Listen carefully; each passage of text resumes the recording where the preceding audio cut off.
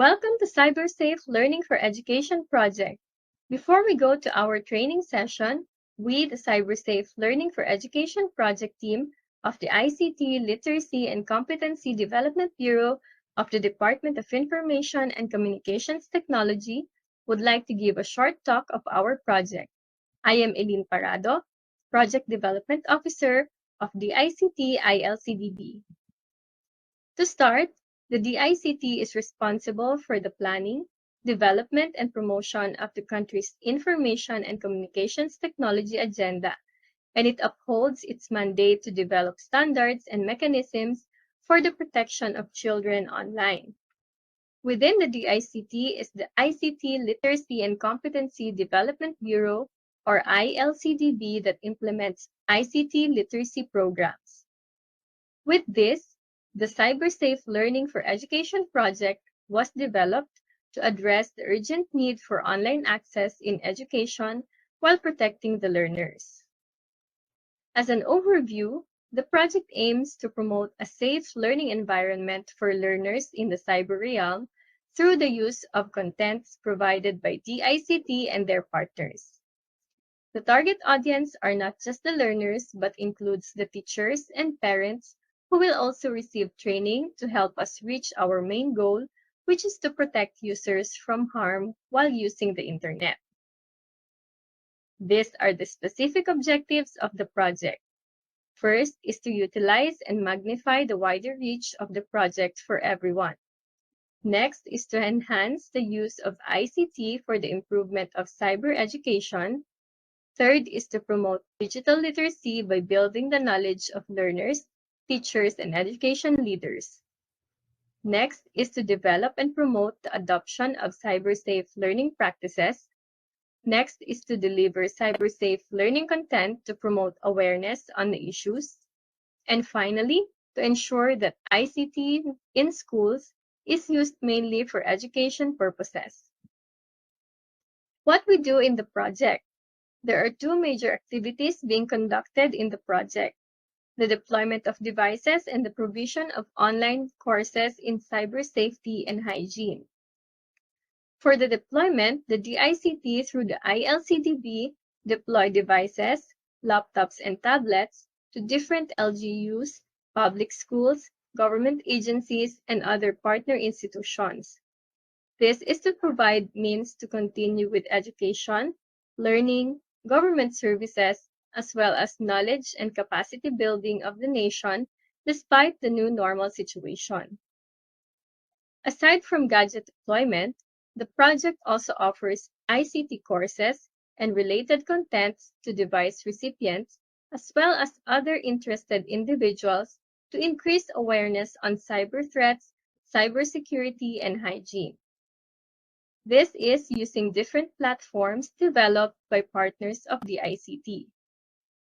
These online courses were made possible in partnership with different private and public institutions, such as University of the Philippines College of Education, Buri Technology Incorporated through CAST Learning Management System, Cisco Networking Academy, Stairway Foundation Incorporated, Digital Tayo from Facebook and AHA Behavioral Design, Microsoft, and Go Philippines. So that's for a quick introduction on the Cybersafe Learning for Education project of the DICT ILCDB. If you have any question, feel free to reach us at cybersafe@dict.gov.ph. Thank you and happy learning to all. Matindi talaga ang epekto ng COVID-19 pandemic, hindi lang sa kalusugan, kundi pati na rin sa social media. Kasama sa pagkalat ng virus ang mabilis din na pagkalat ng mali o peking balita tungkol sa COVID-19. Hi guys, my name is Jello, ang inyong Digital Tayo Trainer. Sa panahon ngayon, napakahalagang magkaroon ng ligtas at responsableng komunidad. Siyempre, kasama na dito ay ang pagiging mapanuri sa iba't ibang balita na nakikita natin sa social media, lalo na kung ito ay tungkol sa COVID-19. Marami talagang impormasyon ang pwedeng makuha sa Facebook. Ngunit sa dami ng impormasyon, paano mo ito maisusuri kung ito ay totoo o hindi? Narito ang ilan sa mga tips na pwede mong magamit upang masuri kung totoo ang balita. Number 1, suriin ang headline ng mga balita. Minsan, talaga namang agaw pansin ang mga headline ng mga peking kwento o balita. Kadalasan, naka all caps o malalaking letra at gumagamit ng maraming exclamation point. Tandaan, kapag may mga kagulat-gulat na pamagat o tila hindi ka panipaniwala, marahil hindi to totoo. Number 2, tignan mabuti ang URL. Tignan kung ang link ng balita ay mula sa website ng isang lehitimong news outlet o ng isang government agency. Karamihan sa mga website na nagkakalat ng maling balita ay nanggagaya ng lehitimong website sa pamamagitan ng pagbabago ng kaunti sa URL nito. Maaaring pumunta sa mismong website para masuri, makilatis, at makumpara ang URL sa lehitimong source. Number 3, maging mapanuri sa mga litrato. Marami ng paraan ngayon para ma-edit ang mga litrato o video na nilalabas ng mga lehitimong source. Siguruhin galing ito sa verified page ng source. Minsan, bagamat totoo ang litrato, ginagamit ito sa hindi angkop na konteksto. Maaring hanapin ang mga litrato o mga larawang ito sa internet upang masuri ang pinagmulan nito. Number 4, suriin ang mga ebidensya. Suriin ang mga nilagay na impormasyon. Alamin kung ito ba ay totoong ebidensya ng balita. Kung kulang ang katibayan o kaduda-duda ang pinanggagalingan ng laman ng sinulat o ang kredibilidad ng eksperto, maaaring ang binabasa mo ay hindi totoo. Number 5, tumingin pa ng ibang balita. Kung walang iba pang news outlet o government agency ang nag-uulat ng naturang kwento o balita, posibleng hindi ito totoo. Kapag ang isang kwento o balita ay inuulat ng maraming pinagkakatiwalaang pahayagan, mas malaki ang tsansa na totoo ito. Gaya ng pagsugpo sa COVID-19, makakatulong ka sa pagpapahinto ng pagkalat ng mga maling kwento o balita. Simple lang, iwasan ang pag-share ng mga hindi verified na impormasyon. Maging mapanuri sa mga binabasa at mag-share lamang ng kwento o balita na sigurado ang kredibilidad at katotohanan. Mahalaga rin na mai-report mo ang kahinahinnalang post o message para hindi na ito kumalat pa. Paano? I-click ang 3 dots button na makikita sa upper right ng post. Click Report Post. Piliin ang I think it shouldn't be on Facebook. At i-click ang It's a false news story. Para makita ang status ng iyong report, i-check ang iyong support inbox. May option din para i-block ang isang tao o isang page. Huwag matakot mag-report ng mali at peking impormasyon dahil hindi malalaman ang inyong identity. Lahat ng mga nai-report sa Facebook ay masinsinang inire-review at tinatanggal kapag lumabag ito sa community standards. Here's a quick summary of the tips.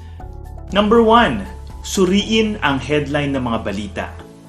Number 2, tignan mabuti ang URL. Number 3, maging mapanuri sa mga litrato. Number 4, suriin ang mga ebidensya o detalye sa balita. At number 5, tumingin pa ng ibang mga balita na sumusuporta dito.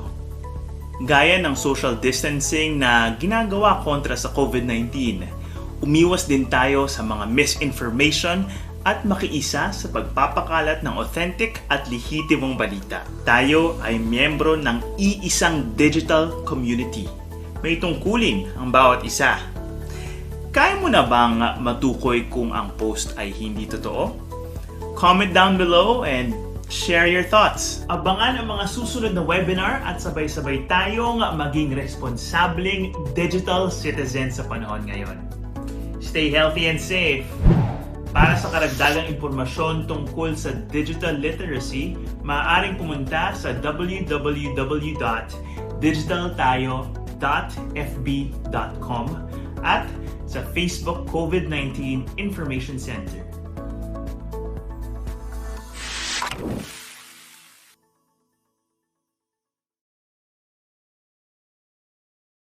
Let me introduce our first resource person, Sir Ace works with key government agencies in the Philippines via national level councils and working groups on various issues related to child protection. One of the programs he helped initiate in 2015, the Cybersafe program, is currently adopted by the Philippine Department of Education as part of its child online protection response. He also works with K&H Germany as their regional child protection trainer for Asia, supporting partners on child protection policy development and child protection programming, child sexual abuse prevention, and child online protection across 10 countries in Asia. Sir Ace represents Stairway as a CSO member of the We Protect Global Alliance, currently heading the Stairway Child Safeguarding and Capacity Development Unit. Sir Ace is working to further maximize and wide-scale the use of e-learning for child protection, child online protection capacity building. Throughout his 2 decades in the child protection field, he has spoken in several local, regional, and global conferences on child protection. Now let us give a clap emoji or reaction to our resource person, Sir Ace C. Diloy. Okay. So, ilan kaya? 7 in 10, 4 in 10, or 9 in 10 na mga girls and young women in the Philippines ang nakakaranas na or nakaranas ng online harassment sa bansa. Okay? So, we'll wait for a few seconds. We only have 10 participants out of the 50, 60 plus who have joined the Menti link. So, we'll give you a few more seconds. How many in 10 girls and young women in the Philippines have experienced online harassment? 7 in 10, 4 in 10, or 9 in 10? Again, we'll give you a few more seconds to join in. Based on the Free-to-Be Online Girls and Young Women's Experiences of Online Harassment study made by Plan International, in the Philippines, the survey reveals that 7 in 10, or about 68% of girls and young women, have experienced online harassment, and the platform which was mentioned specifically was social media. And so if you think about it, 7 sa 10 babae at kababaihan at young girls na kakilala natin yung nakaranas na ng online harassment. And it's a figure that's very difficult to wrap one's head around. How can we have let this situation happen kung saan the internet and technology, with all of its potential to be a very positive platform for women, girls, and boys, and everyone to enjoy, to explore, to develop, has become a space for violence. And thus we have to really do something, no, in order to make this space, the online space, safe for everyone. So in the Safe Spaces Act, it defines several forms of electronic violence against women. So ito na yung karanasan ng 7 in 10 na yan. Kaya nagawa yung Safe Spaces Act. So merong physical, psychological, and emotional threats. Of course, psychological, when we say physical, it's the threat of physical harm. So let's try to further study ano yung mga nakalagay sa Safe Spaces Act. So one entry there is unwanted sexual, misogynistic, transphobic, homophobic, and sexist remarks and comments online, whether publicly or through direct and private messages. So sexual, may kinalaman sa sexual na mga komento directed sa isang individual, particularly women and young girls. Misogynistic, pagbibigay ng mga komento ng hate, ng pagbaba sa katangian at estado ng mga kababaihan. Transphobic and homophobic, pag-atake sa gender identity at sexual orientation ng mga individuals, and sexist remarks, sexism in general. So doon sa provision na to ng Safe Spaces Act, hindi pwede yung mga gantong komento online kahit siya ay kinoment publicly sa isang post, halimbawa sa social media, or kahit i-PM siya doon sa individual, meaning magpadala ng direct message. This can already be considered a violation of the Safe Spaces Act, and thus it is a criminal behavior based on the law kasi prohibition siya ayon sa batas. Another form of eval as defined in the Safe Spaces Act is yung invasion of victims' privacy through cyberstalking and incessant messaging. So ito medyo mahirap i-distinguish minsan kasi alam niyo yan, minsan meron tayo mga kakilala na ang kulit-kulit, mensahe na mensahe, uncomfortable tayo kasi sinusundan tayo, pinopost, nagko-comment sa lahat ng post natin, etc. Um, the lines to say when is cyberstalking and when is pangungulit sometimes it's difficult to determine. But one thing that I think everyone should always remember is we should explicitly tell that person that I'm not comfortable with what you're doing. And then if that person doesn't stop, if that person doesn't stop despite being told na I'm not comfortable, I don't want you to do this, then we have grounds, or we have stronger grounds to say na what I'm experiencing is already cyberstalking. Of course, it's not a prerequisite, pero it becomes more practical if we do it like that. Another form of eval is yung uploading or sharing without the consent of the victim any form of media that contains photos, voice, or videos with sexual content of the victim. No, so in romantic relationships, whether we're talking about teenagers or adults, no, the expression of intimacy also carries over online. So sometimes nagkakaroon ng activities tulad ng palitan ng intimate images amongst people who are in a consenting romantic relationship.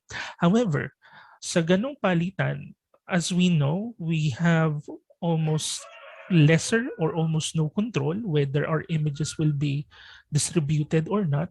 Meron kasing assumption of privacy. Merong assumption ng social contract and expectation of privacy na sa ating lang dalawa to bilang two consenting individuals that is doing this activity. However, there are instances wherein yung mga gantong imahe ay lumalabas between those two individuals and is reshared and are reshared outside of those of the two persons. Now, sa konteksto ng ganong pangyayari, it can already be considered eval because it is stated in the law. Another one would be any unauthorized recording and sharing of any of the victim's photos, videos, or any information online. So this is whether it's sexual or non-sexual. Pero focusing on the sexual content, as you can see here, yung sharing parang covered na nung previous provision. Itong unauthorized recording, ang example nito would be, for example, you're doing a video call and you are doing an intimate video call with your partner. And without your knowledge, your partner has recorded your video call. So even the act of unauthorized recording, not informing you that I'm recording our video call, can already be a form of violence against women. The more so yung sharing ng ganong recordings. The next one would be impersonating identities of victims online or posting lies about the victim to harm their reputation. So ito yung paggawa ng mga fake profile ng mga kababaihan, no, para sirain yung identity, sirain yung reputation nila. Again, it is a form of eval. There are other provisions under the Safe Spaces Act, but we don't have enough time to discuss all of them. So I would recommend to everyone to try to read up ano yung mga prohibited acts doon sa Safe Spaces Act because it's one of the landmark laws that we have at our disposal in order to address electronic violence against women. Ngayon, yung penalties for gender-based online sexual harassment, it can include both imprisonment and fines, no? So 6 months and 1 day to 6 years, or from 100,000 pesos to 500,000 pesos based on the case and based, of course, on the discretion of the court. Now, it was mentioned that it can also be applicable in educational setting, and thus you have children in educational setting. Since it's also applicable, of course, in the online world, you don't know who you are interacting with, who can be the perpetrators of online sexual harassment or violence, no? So in the context of that, mayroong mga instances na minors minsan yung nagiging perpetrators, quote-unquote perpetrators of online gender-based violence. So the Safe Spaces Act also acknowledges that. So how does it look into this situation? What it does is basically it references RA 9344 or the Juvenile Justice Welfare Act. So ano ba yung ibig sabihin ng JJW Act, no? Juvenile Justice and Welfare Act? Basically, ganito lang yung sinasabi niya. When minors commit certain crimes, and so in this case, yung mga prohibited acts doon sa Safe Spaces Act, they are not treated as criminals per se, but rather they are treated as individuals who need specialized recovery, counseling, and discipline in order to correct the wrong behavior and undergo recovery para hindi na sila mag-commit ng ganong crime again. Because children, minors, they are still developing in terms of their brains, their maturity. So kailangan hindi dapat natin itrato sila na criminal per se, but rather they should undergo the process of rehabilitation and recovery. Because if they are entered into the criminal justice system, makulong, etc., basically what we're producing will be hardened criminals. So kailangan may active intervention kung ang nakakommit nito ay mga minors. So if you think about it, the Safe Spaces Act is a very comprehensive law in itself. The main challenge would be actually implementation again, which is a perennial problem in the Philippines. One would be non-implementation. Another one would be possibly yung low reporting turnout. So we should help people report instances like this. In under the Safe Spaces Act, yung mga main agencies that we can report to would be the DICT. Meron silang Cybercrime Coordinating Center. You have the Philippine National Police Anti-Cybercrime Group. You have the NBI Anti-Cybercrime Group. And then you also have the DOJ Office of the Cybercrime. So under the Safe Spaces Act, these are the law enforcement agencies that we can report to in instances like this. Of course, you can still report to your local women and children's protection desk, pero in terms of referral, pupunta rin doon sa mga agencies na to because we are talking about digital crimes, essentially. And thus, ito lang yung mga agencies na merong capabilities to address these kinds of situations. So yun yung yung EVAW, no? Electronic Violence Against Women. Now, the next portion of my talk will be about violence against children online. It runs really parallel. Yung sa EVAW, it covers also young girls, no? Young girls and young LGBTQ. Pero pagdating sa EVAC or Electronic Violence Against Children, medyo meron pang mga dagdag na kailangan natin i-consider because children also are in a very vulnerable position. Ngayon, again, let's go to this Mentimeter. Just scan the QR code or type in this join code in the Menti link, no? In sa menti.com. Please type in this join code. Okay, so let's see. Who can be considered as children ba? Anong edad ba talaga sila? Below 13, below 18, or below 10? Ano yung edad ng mga bata? Because before we discuss electronic violence against children, we must first establish ano ba yung definition talaga ng bata, no? Sa konteksto ng Philippines, let's just say the Philippines. When can you say an individual is a child? So meron nagsabing below 13, some said below 18, 5 said below 10. Diba very common, no? Sasabihin natin na ang bata-bata mo pa, bata ka pa. Tapos minsan sasabihin, ang tanda-tanda mo na, no? Merong kalituhan minsan, ano ba talaga yung definition ng bata? So let's wait a few more seconds for others to join in. So far, ano muna ay below 18. Tayo lang yung below 13, or below 13, tumaas na. And then below 10. When can you say that an individual can be considered as a child, still a child? So Philippine context. Okay, so it seems na ito na yung ating limit ng participation. Okay, thank you very much. So ito, makikita natin sa results. Majority said below 18, some said below 13, a few said below 10. So let's look at the definition of children. No, it's very important really to define who is a child. So under Republic Act 7610 or yung Anti-Child Abuse Law, a child is considered those below 18 years of age. So once a person reaches the age of 18, that person is considered an adult. Kaya nga nagkakaroon ng suffrage or voting rights yung mga tao pagdating ng 18 years of age because they are considered as adults. Pero below that, they are considered children. There are certain instances na pwedeng older sila, older than 18, if they have certain conditions which might prevent them to fully take care of themselves. So for example, certain people with disabilities, even if they are above 18, they might be considered children legally because of that status. No? But in general, when we say children, below 18 years old. So malinaw po yan na below 18 years old when we are saying here, child. So ngayon, kung ganun yung definition ng children, ano naman yung violence against children? So basically, when we say violence against children, it is violence in the form of physical, sexual, emotional violence, pwede ring neglect or negligent treatment and exploitation. So pinapabayaan, pinaparanas ng physical, sexual, and emotional abuse or violence o kaya binibenta, in-exploit for profit, for commerce, etc. And those are considered violence against children. Now, kung ang violence against children ay ganitong forma, ano naman yung EVAC? So basically, ang EVAC, yung mga violence na yon against children, pero again, perpetrated by the use of ICT, no? Information and Communications Technology.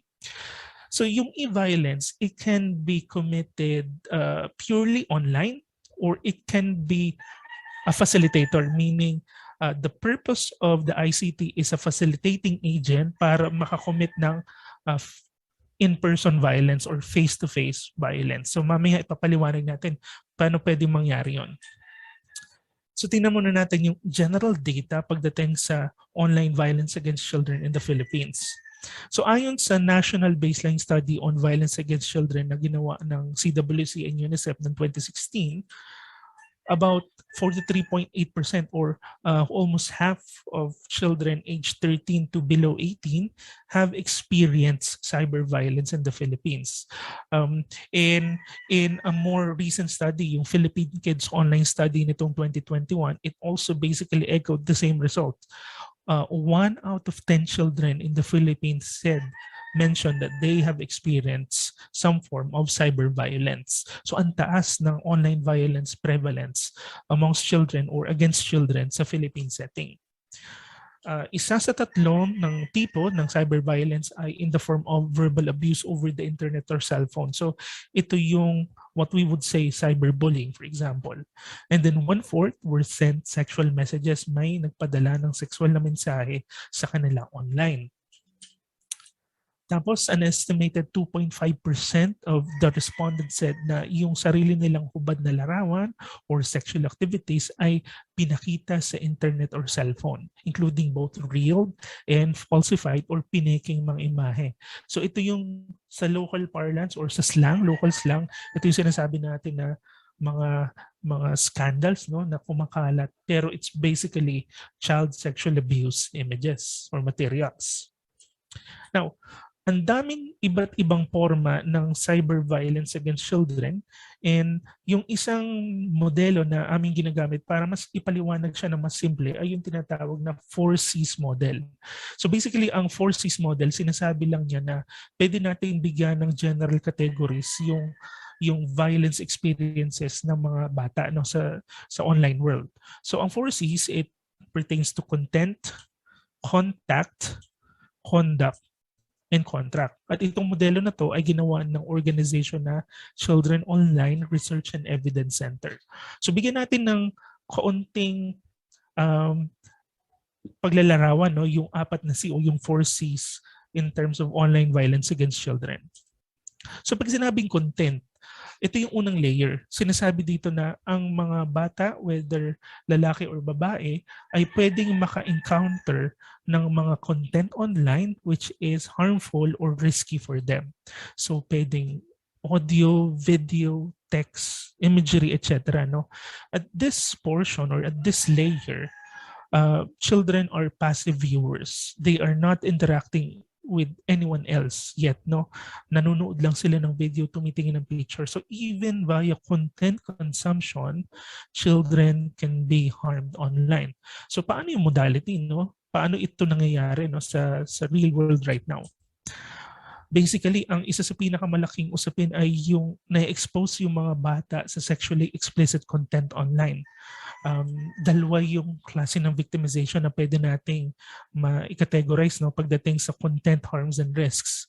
Number one, may mga bata na pwedeng ma-expose or ang mga bata ay pwedeng ma-expose sa adult pornography. So yung adult pornography, ang mga imahe, ang mga actors na lumalabas sa mga content na ito ay mga adults at pinapakita nito ang mga pribadong parte ng katawan o di kaya ay gumagawa ng sexual acts. So yun yung adult pornography. So yung mga bata pwedeng makakita ng adult pornography online. Pero pwede rin makakita ang mga bata ng child sexual abuse materials. So ano yung CSAM na tinatawag? Ang CSAM basically, ito ay mga content na kung saan dinidepik ang isang bata na maaring pinapakita ang private body parts in a sensual or sexual way or pinapakita yung pang-abusong sexual sa mga bata. So the content itself is illegal in the Philippines, yung child sexual abuse materials.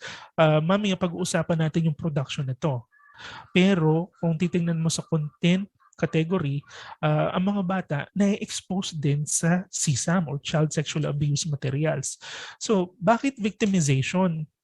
Kasi kung titingnan natin yung unang category, yung mga bata na expose sa adult pornography, bawal ito sa Republic Act 7610 or yung Anti-Child Abuse Law.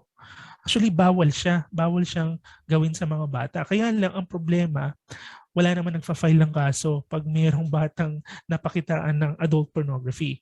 Ngayon, yung being exposed, a child being exposed to child sexual abuse materials, it is a prohibition under the Anti-Child Pornography Law or yung Republic Act 9775. So both types of content cannot be shown to children because both are harmful and illegal based on Philippine laws.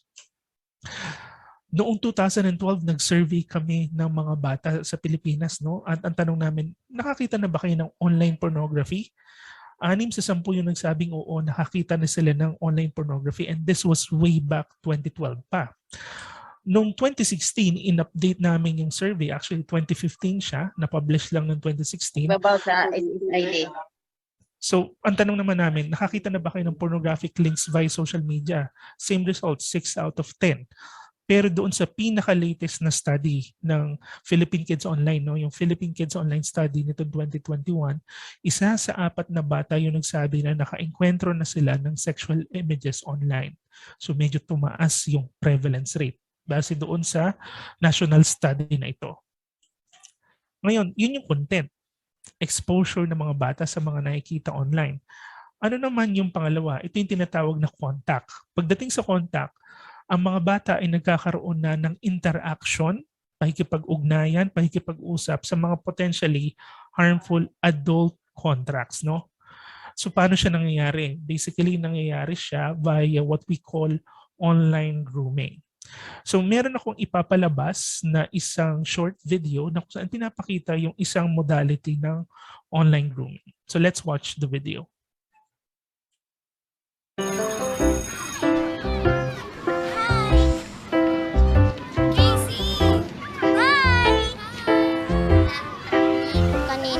Tinawag na naman ako ni Miss Martin kasi ang ingay ko daw.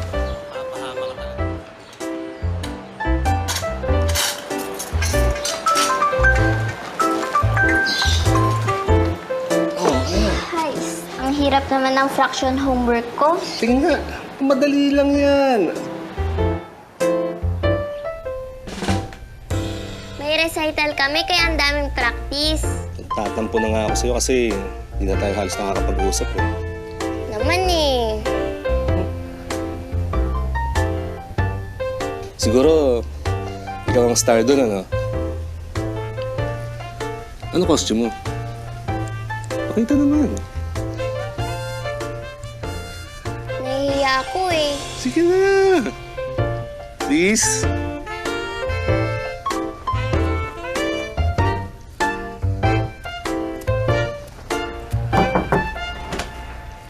Nak, dinner's ready.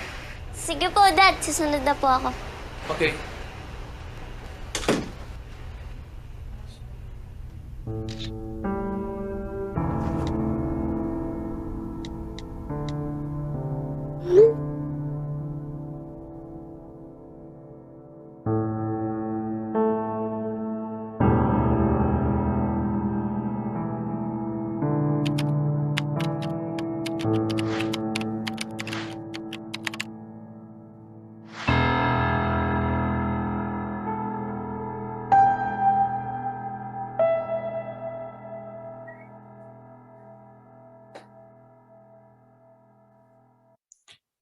So based doon sa video na napanood natin, ang video na to yung add friends not strangers or friends for keeps. Ginawa namin to together with the Internet and Mobile Marketing Association of the Philippines and DepEd. Pinakita doon yung isang forma ng online grooming na kung saan may mga adults na nagkukunwaring bata upang magkaroon ng trusted relationship sa isa pang bata for purposes of grooming or pagkuha ng tiwala. Later on, magkakaroon ng sexual abuse. Unfortunately, hindi lang naman ganito yung forma ng online grooming. May mga forma ng online grooming na kung saan hindi na nagkukunwaring bata yung mga adult perpetrators dahil alam nila na hindi magsusumbong yung mga bata at mayroong false sense of security yung mga bata. Most of the children targeted are of course girl children pagdating sa online grooming. Now, doon sa Philippine Kids Online Study of 2021, isa sa 7 bata yung nagsabi na naka-receive na sila ng sexual messages online. And unfortunately, ito yung sinasabi natin na yung online violence against women and children, pwede magsimula talaga online, pero later on, it might transcend to in-person violence kasi merong aspeto ng meet-up, for example, pakikipagkita.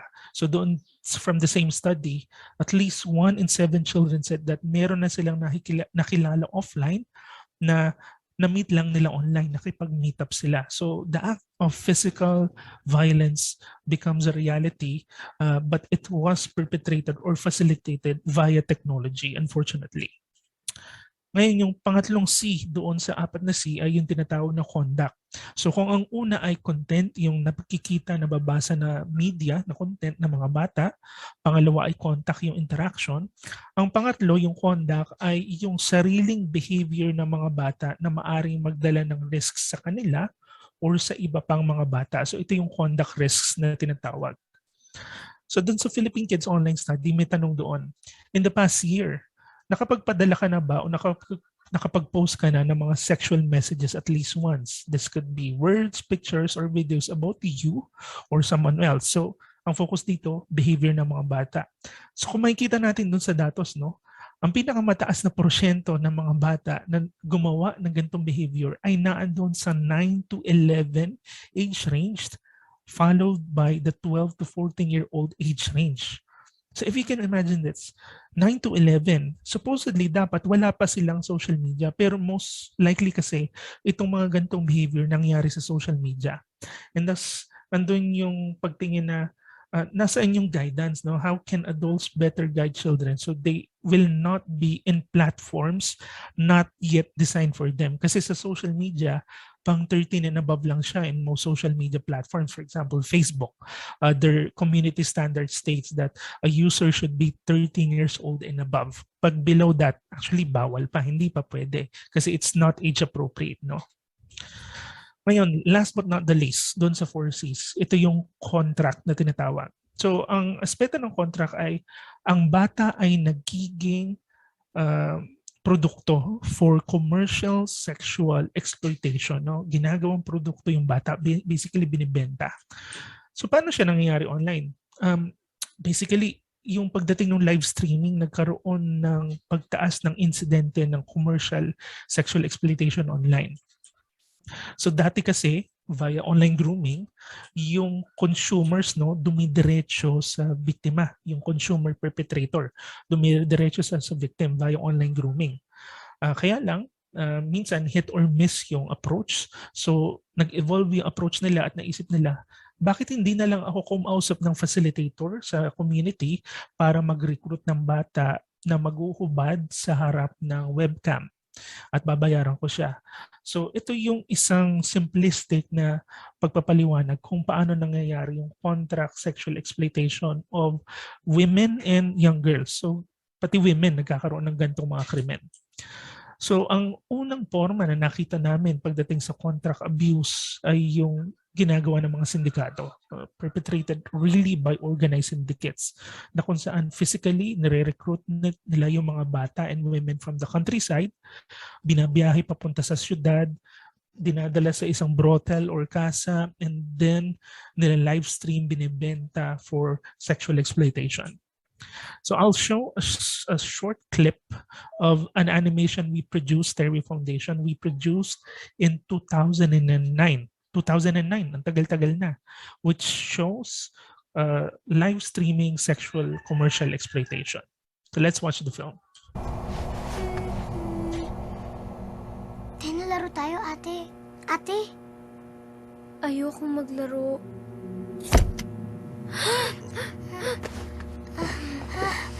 Hubad! Ayoko! Gusto na namin umuwi! Gusto niyo nang umuwi? Dito na kayo nakatira. At susunod kayo sa lahat ng ipagagawa ko sa inyo. Maliwanag! Ate. Opo.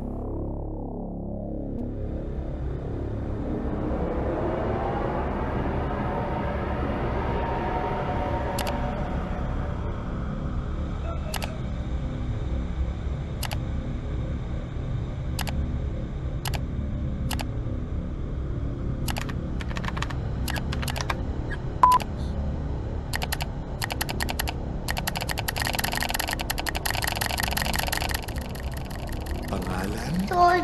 Ilang taon ka na? Ano? 8 po. So as early as 2009, we've been trying to raise awareness about the issue of live streaming sexual abuse of girls and women. No? Unfortunately, after almost more than a decade, ito pa rin yung pinag-uusapan natin, which is a very unfortunate situation.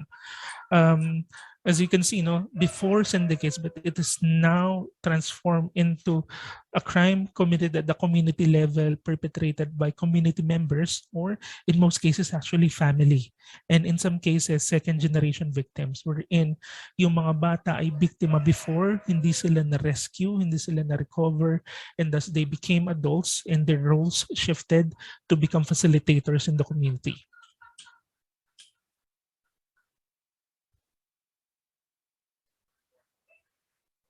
Magbaba daw ako, at saka magbukaka daw ako, at saka igaganon ko lang sarili ko. Maputi lang po siya pero may balibo siya.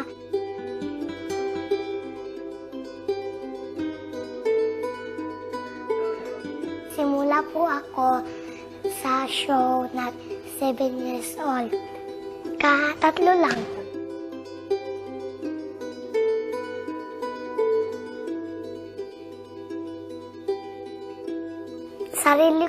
Ako lang po ang binili ko ng pagkain.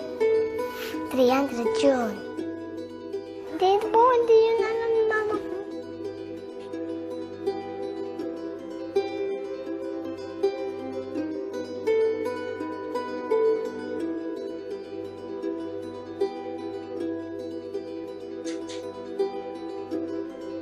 Nagagalit po ako at saka gusto ko nakalimutan. Ayaw ko po yun. No.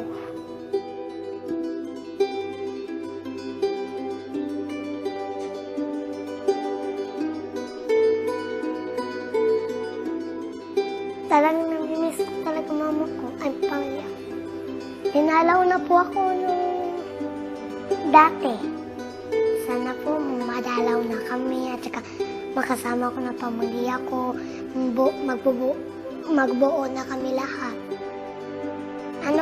Sayaw, mag-aral po at saka kumanta. Ang na-wish ko po, magiging singer at saka gustong matapos yung aral. Yun po, gusto ko nang matuto lahat. Yun po, yun lang po.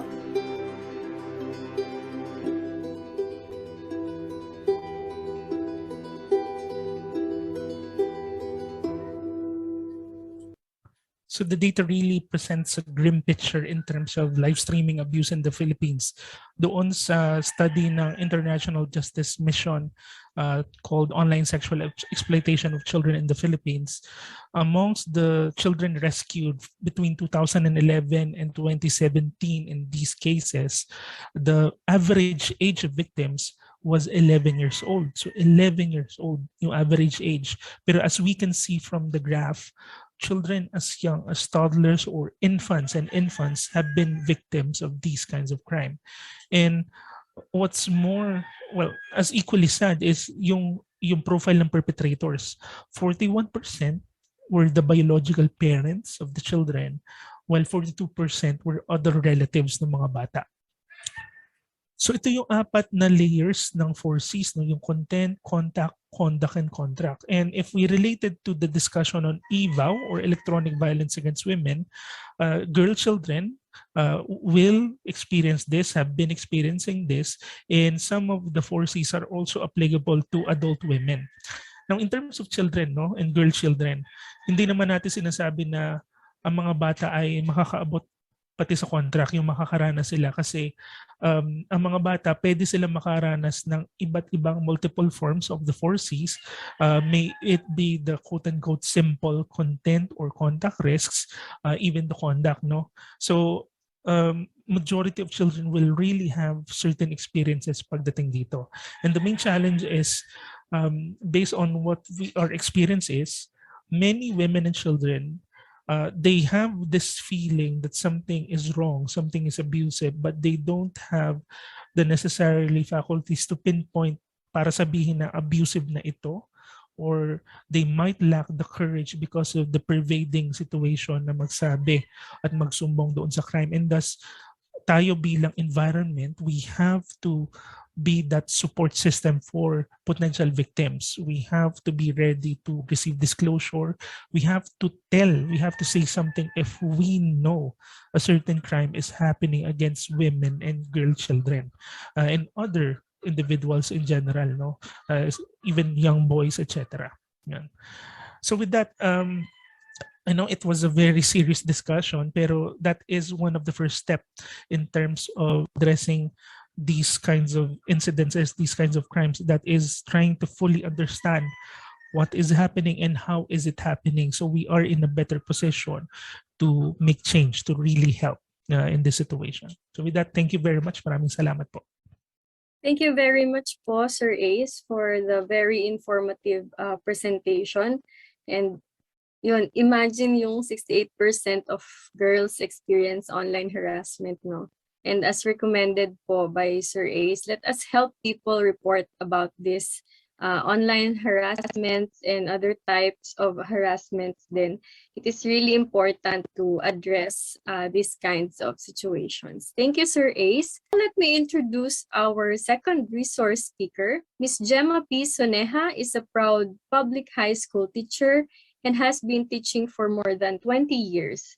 In 2017, she was a regional grantee of the Basic Education Research Fund in her MIL-related school-wide action research about cyberbullying.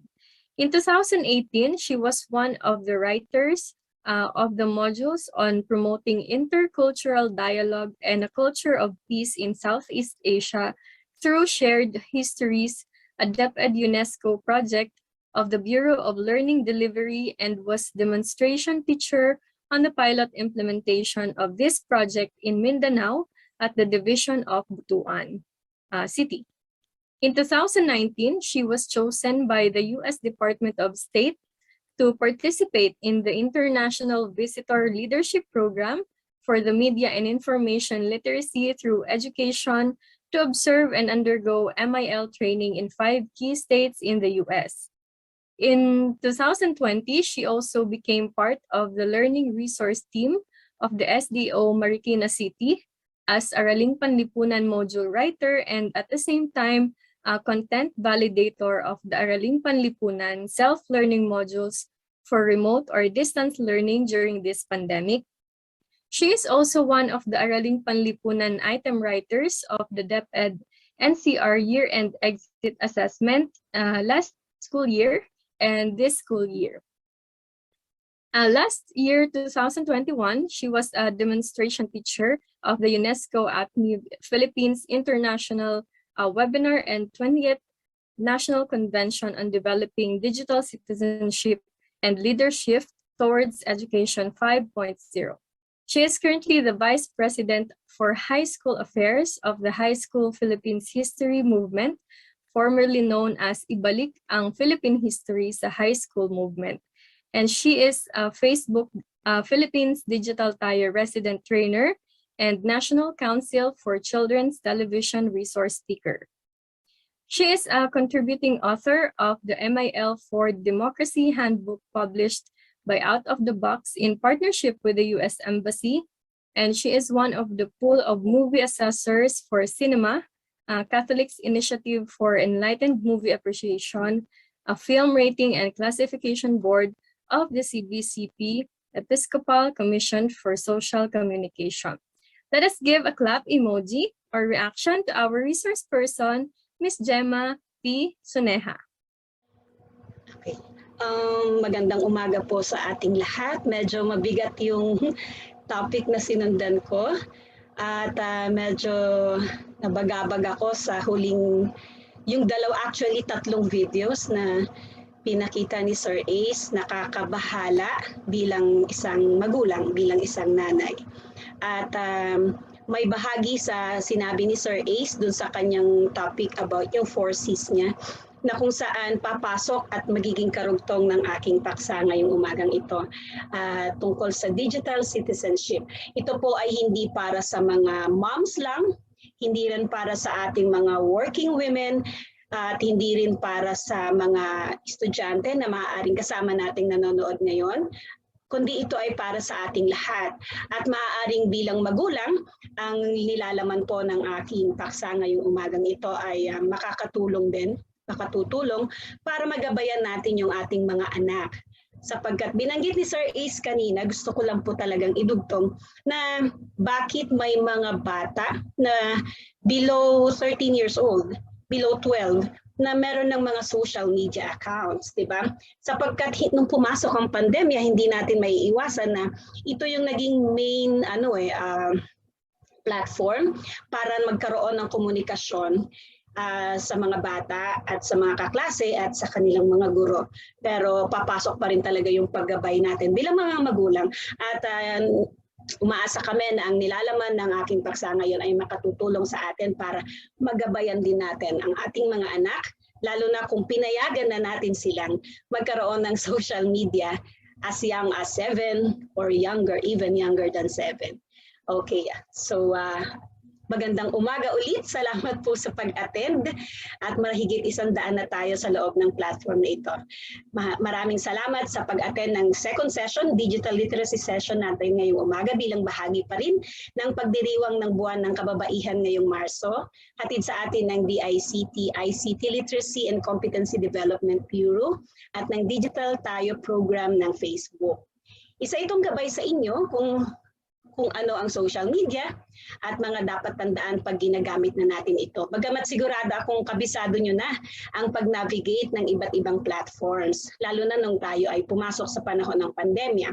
Ito na may makatutulong sa inyo lalo na't ginagamit na natin ang social media sa halos pang-araw-araw nating transaksyon at komunikasyon sa ating mga kapamilya, kamag-anak, sa trabaho, sa mga kaklase, kaibigan. Welcome to Digital Tayo's Introduction to Digital Citizenship module. This module is part of Digital Tayo's learning spectrum to build a community of responsible digital citizens. Just a little heads up, we'd like to make this discussion a little interactive kung kakasya sana siguro sa oras ko. So I would like to encourage you to participate using our chat box. Para kahit ongoing po yung aking pagtatalakay, nakikita ko rin po yung reaction ninyo sa ating chat box at saka sa mga emojis na meron tayo sa ibaba ng ating screen. Meron po dyan. So if you're already, may see heart reaction emojis, sige nga po, patingin nga po ako ng mga papuso sa inyong mga tile screen kung nakikinig ang ating mga participants. or kung hindi kaya sa tile, yung emoji, pwede naman po sa chat box magpahatid ng responses ninyo para nakikita ko kung naririnig ba ako ng maayos, naiintindihan ba yung daloy ng ating discussion. Ayan, maraming salamat Joy, Cheryl, Michael, maraming salamat. Jennifer, ayan, so nakikita ko na pati sa mga tiles ninyo sa aking screen. I'm seeing a lot of hearts now. Thank you so much. Sige. Ngayon naman pagalawin natin yung chat box natin ng hindi lang emojis. Ayan, I'm seeing a parade of emojis already. Thank you.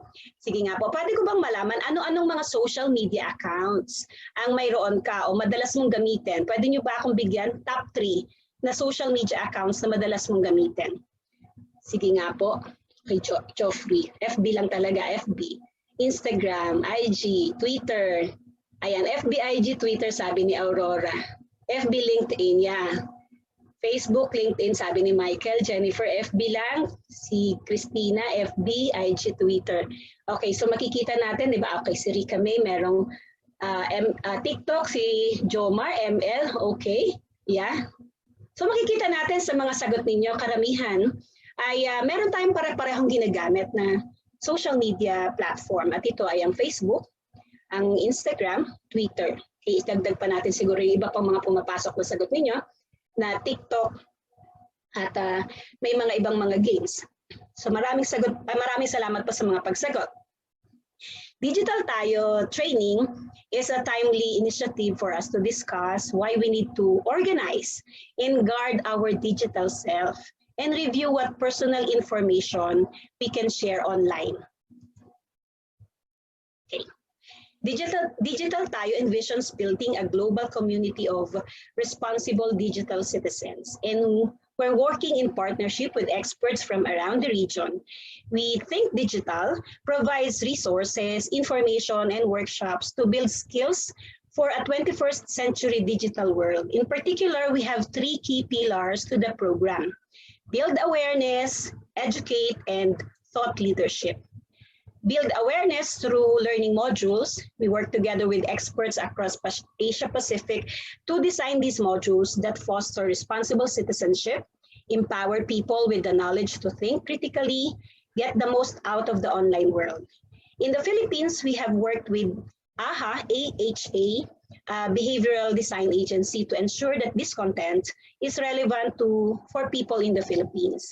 We also have a localized resource site for the Philippines, which houses the Philippines specific modules, as well as a variety of privacy, safety resources. We work with different partners around the country, and that's why you're here. We want to create a community of trainers from all over the country who will teach our stakeholders to become responsible digital citizens. This community, the people in this room, is also the place where you get the chance to learn from each other and thrive together. Why? With this multi-sector partnership, we aim to target various sectors of the Philippines, like our youth, students, teachers, OFWs, parents, low-income families, urban poor, the general public, government employees. We admit that we are not experts in each community, so we partner with people who are on the ground, who know how to best reach them, and what's the best manner to approach digital literacy in a specific audience. Kaya kung ready na at handa na ang lahat, pa-comment nga po ako ng Digital Tayo sa ating chat box. Patingin nga po kung kayo po ay nakakasunod sa ating daloy ng talakayan. Maraming salamat, Michael, Helen, Joffrey, Maria. Okay, ayan. Magalaw na ang chat box natin ng maraming Digital Tayo. Maraming salamat. May inihanda po kaming maiksing activity bago tayo tuluyang magsimula sa pinaka-puso ng ating talakayan.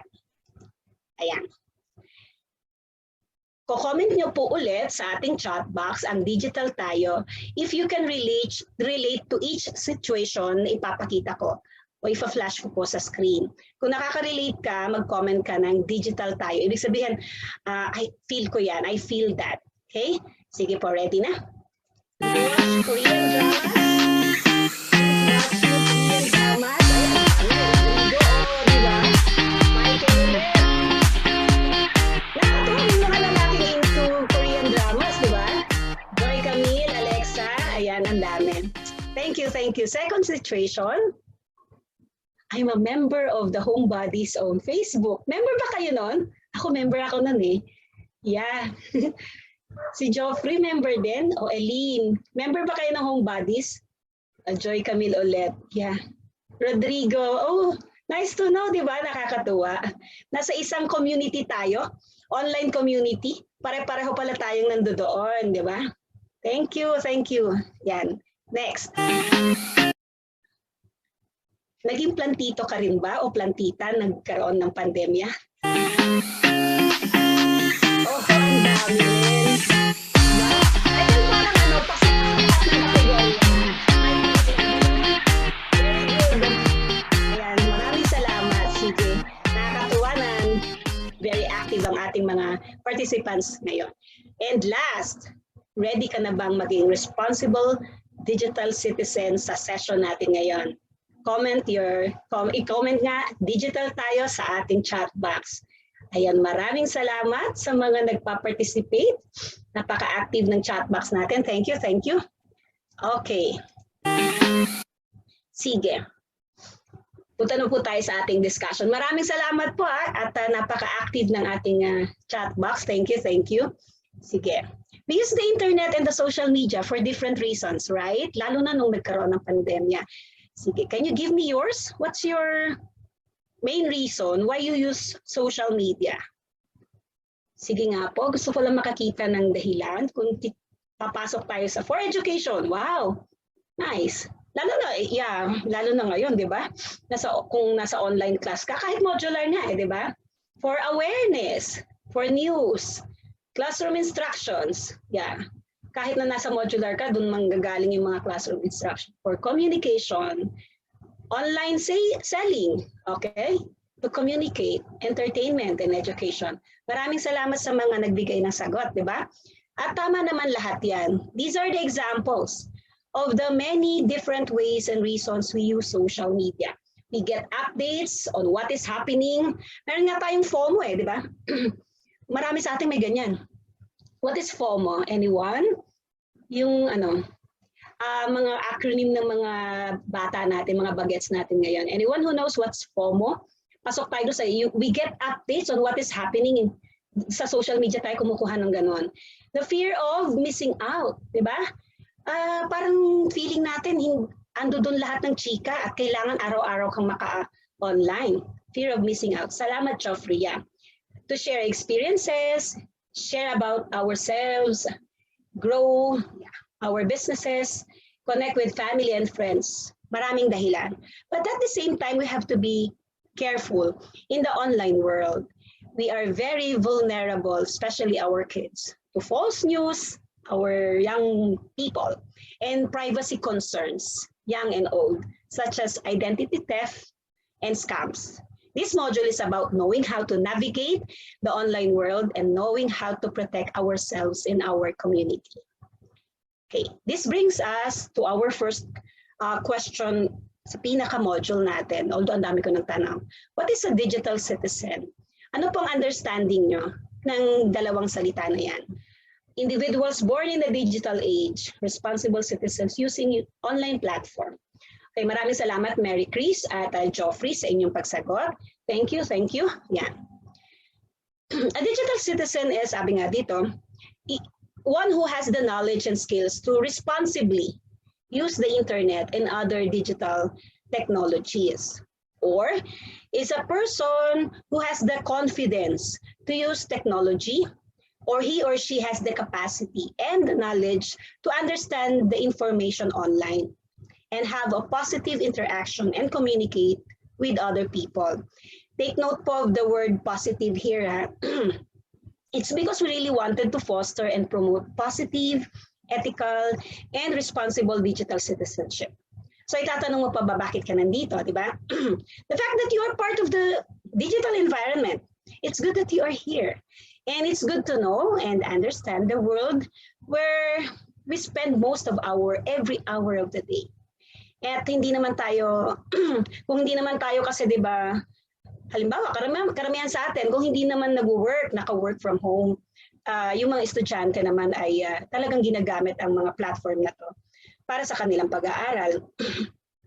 And we make use of social media every now and then. We spend most of our time in front of our screens. Kung hindi tayo naka-laptop, naka-desktop, or naka-tablet, kung hindi natin gamit yung tatlong devices na yan, I'm sure hawak niyo naman yung inyong mga cellphones. Diba? And we Filipinos remain to be on top in social media and internet usage worldwide for 6 straight years now. And that's from Rappler's news article written last January of this year, di ba? Tayo yung sabi nga nila, social media capital. But how can you become one? Paano ka pwedeng maging isang responsableng digital citizen? Lalo na ngayon. Lalo na ngayong medyo mainit ang social media natin, umuusok dahil sa napapanahong eleksyon, di ba? So a responsible digital citizen protects 3 aspects. Oneself, yung iyong sarili, your family and friends, and your own circles of community. This is important because we not only have to become responsible for ourselves, but also for others in our community, right? Ayan. The reason it is important to talk about our digital self, magsisimula tayo sa sarili natin, and getting you thinking about what you share online is because every time you go on the internet and post something or enter information, you leave a mark. At dapat yun ang naiintindihan ng mga estudyante natin, ng mga anak natin, ng mga bagets na masyadong nag-i-enjoy sa freedom na inilalagay nilang lahat sa internet ang tungkol sa kanilang sarili. Diba? We post something or enter information and we leave a mark. At ang tawag natin doon ay digital footprint. It is like when you walk on dirt or mud sa putek, di ba? You can see your footprint and you are leaving tracks behind. It's a collection of all your online activity. Some content is volunteered. For example, on your social media account, you choose what to post.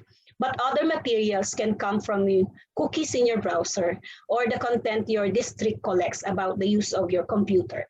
All of this data comes together and builds an online profile of you and your behavior, which is available for anyone to see.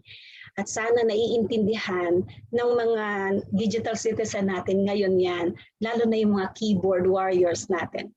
Which means any behavior online that you do will leave a mark and can be accessible depending on how you manage that online space. And if you Google about that further, digital footprint, it will tell you that digital footprints will always be there, even if you clear it. Once it's online, it's virtually impossible to scrub it out. And the data on you will follow you around for life. Akala nila, okay lang ilagay ng lahat. Hindi na, ito yung dapat na konsepto maiintindihan nating lahat, lalo na ng mga bata natin. Diba? That is why it is always important that you check what you share about yourself. Your profile, yung timeline mo, the personal information that you put there, what you post on your timeline, the messages that you send kahit sa messenger, sa mga personal messages, sa DM, and what you share and what you hit, reacts, di ba? Yung mga inilalike mo, hina-heart react mo. And who are the ones that have access to that information? Your online friends and your relationships. What you share about yourself on your profile, what kind of personal info do you put in there? Nilalagay niyo po ba lahat?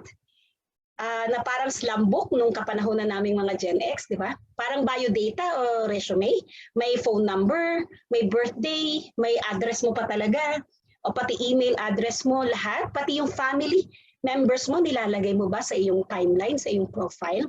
What kind of posts do you share? What kind of messages also do you send to your friends and colleagues? Ano yung mga sinishare mo o nilalike mo? And who has the access to that information? Your online friends ba? Or friends except who na nako-customize yun kung sino ang gusto mo lang makakita? Naka-only me ba? Ikaw lang pinost mo sa timeline mo pero ikaw lang ang nakakakita? or nakapublic siya, anyone can access that post in your timeline. Kine-check po ba natin yon? Kino-customize po ba natin yon? Because not everybody using the internet is someone you can trust. Do we know what to share and what not to share online? There might be a tendency for us kasi to overshare, lalo na yung mga bata natin. And that is the biggest security risk na pwedeng pasukin natin online. And you are making it easy for criminals to get information from you. Pinamigay mo na. Hindi lahat ng gumagamit ng internet ay mapagkakatiwalaan. Hindi nga natin kilala rin, di ba? Another reason you need to think about your digital footprint is that other people can search you. Some of the things that you enter or post online might be publicly available. Yung mga photos na pinopost mo, social media account mo, kung gaano siya naka-customize yung privacy security settings mo. Nilalagay mo rin ba kung saan school ka, nag-aaral, saan ka nagtatrabaho, sa Krusty Krab ba, sa loob ng puso mo, di ba, mga nilalagay ng mga bagets natin? Ano mga news stories, articles, blogs, videos that you share, di ba?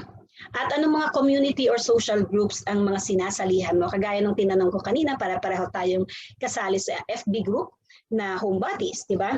Sometimes your tendency to overshare might be putting you at risk unknowingly on your part. Baka sa sobrang tuwa mo na, nakuha mo na finally yung lisensya mo o yung passport mo, pinicturean mo, sabay post ng may caption na, finally, after ng mahabang pila, di ba? O after ng pahirapan sa pagkuha ng slot ng schedule sa lisensya o lalo na sa passport, pinost mo na, without covering your vital informations like your birthday, yung address mo, or even the license or passport registration number. What kind of risk are you putting yourself at? Diba? Identity theft. Victim, kandidato ka na dyan. Tapos after few days, saka mo marirealize, oo nga no, na-realize mo. Tapos dinilit mo ngayon. Kaso, na-screenshot na or na-download na ng iba na may ill will, may masamang intensyon, yung post mo. So kahit na-delete mo na, nakuha na ng iba.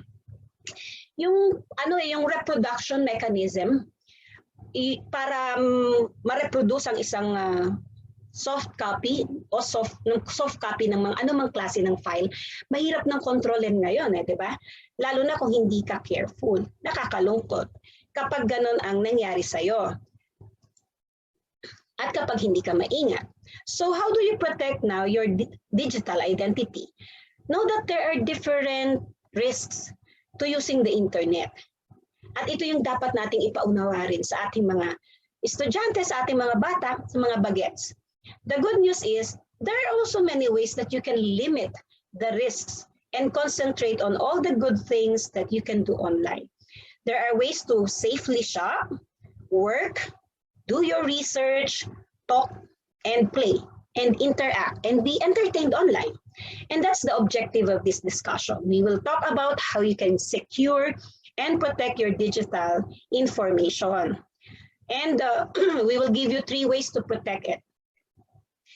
Una, choose the content that you show to other people, yung mga pinopost mong content sa iyong timeline. And be wary of abusive content. Maging maingat sa mga content na magbibigay sa iyo ng kapahamakan. And be sure that you always secure your account. Didiscuss natin po yan isa-isa. Okay? Una, choose the content that you show to other people. Ano yun? Anong ibig sabihin nun? Paano natin gagawin yun? Una, okay? Ayan, salamat, Feli.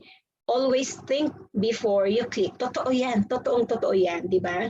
Una, be your authentic self. Don't use fake names, fake profiles, or dummy accounts, tawag ng mga bata dyan. And know when to report. Ang daming nagkalat na ganun ngayon, di ba?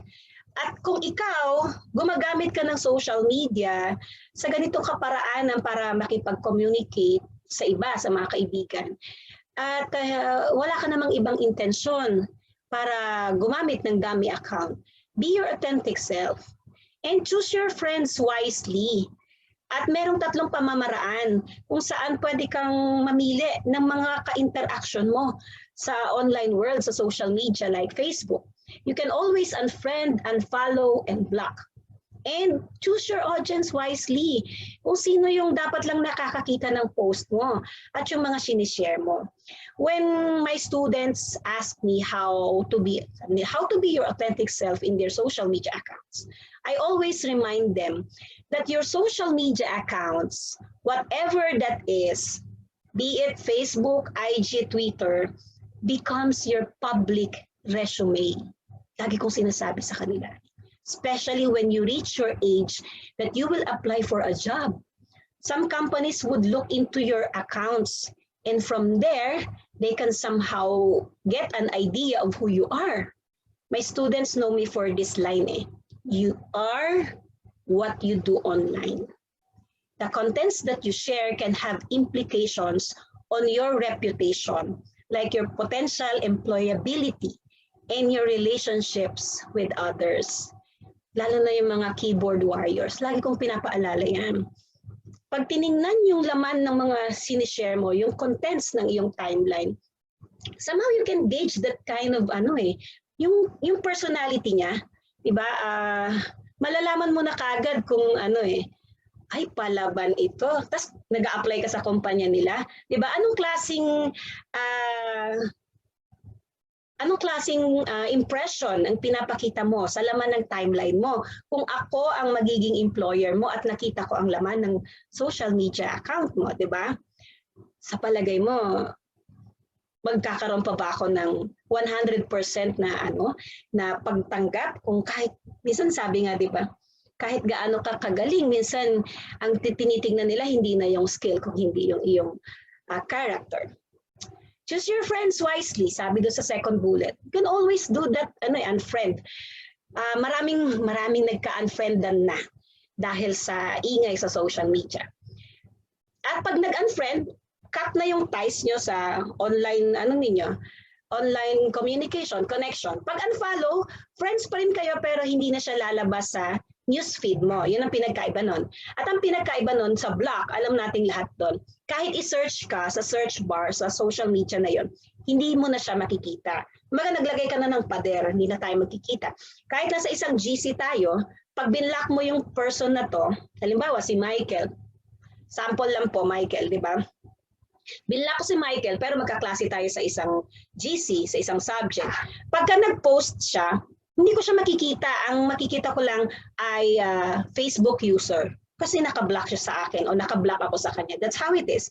And we can always choose to do any of these three for your own peace of mind, di ba? Kung sa palagay mo, natotoxican ka sa taong ito, you can always do that. It's nasa iyo yung choice eh. Pwede naman yan. And yung third bullet, choose your audience wisely. Sino ba ang gusto mong makakita at makabasa ng mga shared posts mo o ng sarili mong post? Pwede mong i-customize yung setting niyan. You want anyone to see it, kahit wala sa friends list mo, you can post it publicly para pwede nilang i-share. You want it to be available only among your friends on your list, pwede naman yan sa friends only. Pag sinerch ka nila, hindi nila makikita yung post mo na yan. Meron pa nga sa choices na friends only except to. Ay naku, ang gagaling ng mga bata dyan. Magpo-post yan, pero naka-exempt to ang mga nanay, ang mga ate. Alam mo, ganyan sila ka-wise. And you can also post something on your timeline that is available only to you, naka-only me. Meron akong kaibigan, sabi ko, bakit naka-only me? Sabi ko, gusto ko lang ilabas yung galit ko.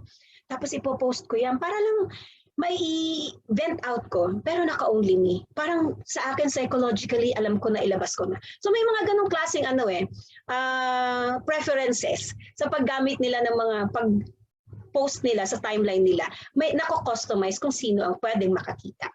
And to help us get a better idea of what is good content, we can also take a look at the Facebook community standards. Meron niyang nakalista what is accepted and what is not. It's like a code of conduct or a student handbook. This is an outline of what is and what is not allowed on Facebook. These policies are inclusive of different views and beliefs, those of people and communities that might otherwise be overlooked and marginalized. Siyempre, Facebook does not allow abusive contents and other online behaviors that violates other accepted community and societal standards. Kaya po may button na report. You can always click on that to let Facebook check on it. Ayan, sabi ni Sahara, naka-only me at naka-private lang po. Yeah, kasi ikaw may-ari ng account mong yon at ikaw makapag-decide kung sino ang pwedeng makakita nun. Ayan. When you violate, halimbawa, na-report yung account mo o yung account mo merong violation, when you violate the community guidelines, your content might be deleted or removed. Or the Facebook might ask you to remove that comment or that post. And if you do not remove that post on your own, it may impact your access. Kaya di ba nakikita natin lately may mga 7 days na pending ang account, may mga a month after sa kanila nare-recover. If someone noticed their account is no longer active, the account might have been removed by Facebook due to misuse. Facebook has re-evaluating, kumbaga nire-evaluate yung account that should be removed from Facebook or from Instagram. Accounts are now removed after a certain number of violations within a window of time. Yan. Punta tayo sa pangalawa, be wary of abusive content. Be wary, be careful, di ba, of scams. Alam natin yan, usong-uso yan, lalo na nang pumasok ang pandemya. Example, yung money theft, identity theft, phishing. Ito yung mga pagkakataon na laging pinapaalala sa atin, don't give out personal information or financial information. Tama yon, Marita. You can restrict to some people. FB monitor, yes, di ba? And kapag pumasok ka sa mga ganitong insidente, you can always report abusive content, which you know that do not follow community guidelines. Ano ba yung money theft? Alam natin maraming ganito sa balita at kwento, di ba? This is when someone asks for your important financial details to steal your money. Kaya nga yung OTP, di ba sinasabi nila, hindi dapat pinamimigay o sinisend kahit kanino. Pag may nanghingi, ikaw lang ang pwedeng mag-access niyan at gumamit niyan. Identity theft. At yung money theft, ito yung may kinalaman sa ating mga ATM cards, di ba? Sa mga bank accounts natin. Okay? Yeah, nobody is safe. Pero pwede ka maging safe, Marita, kapag alam mo yung mga ganitong safety guidelines. And this is what we are talking about. And sana kung meron kayong mga iba pang inputs, you can share it habang tayo ay nagdi-discuss. Thank you, Marita, for the inputs. And identity theft. Halimbawa, lahat doon nilagay mo na sa sa timeline mo, sa profile mo. Ang dali na lang kopyahin, 'di ba? Kasi yan yung mga basic na tinatanong kapag ka dino-double check yung iyong information. Nilagay mo na pati pangalan ng buong pamilya mo, cellphone number mo, 'di ba? This is when someone tries to steal your identity. Alam natin yung mga ganyang kwento na wala kang loan pero nagkaroon ka ng loan. Bakit, 'di ba? Nakakatakot yung mga ganyang kwento. Phishing. This is when people create fake websites and ask you to share your username or your password unknowingly. Or magagaling sila Alam niyo, sabi nga nila, ang mga kriminal, very creative. Lahat, they will think out of the box talaga just to get information. Dahil may ill will meron silang gustong mangyari. Yung minsan i-click mo yung link, akala mo magbubook ka na ng mga airfare, mga promo na yan, yung pala. Tapos ipapasok mo yung info ng credit card mo, yung pala nire-redirect ka sa kanilang site para makuha lahat ng basic info mo. Nakakatakot yun. Kaya hindi pwedeng basta-basta nag-click ng link, hindi pwedeng basta nag-share ng OTP, ng cellphone number, ng email address. Dapat lahat yan pinag-iingatan na natin.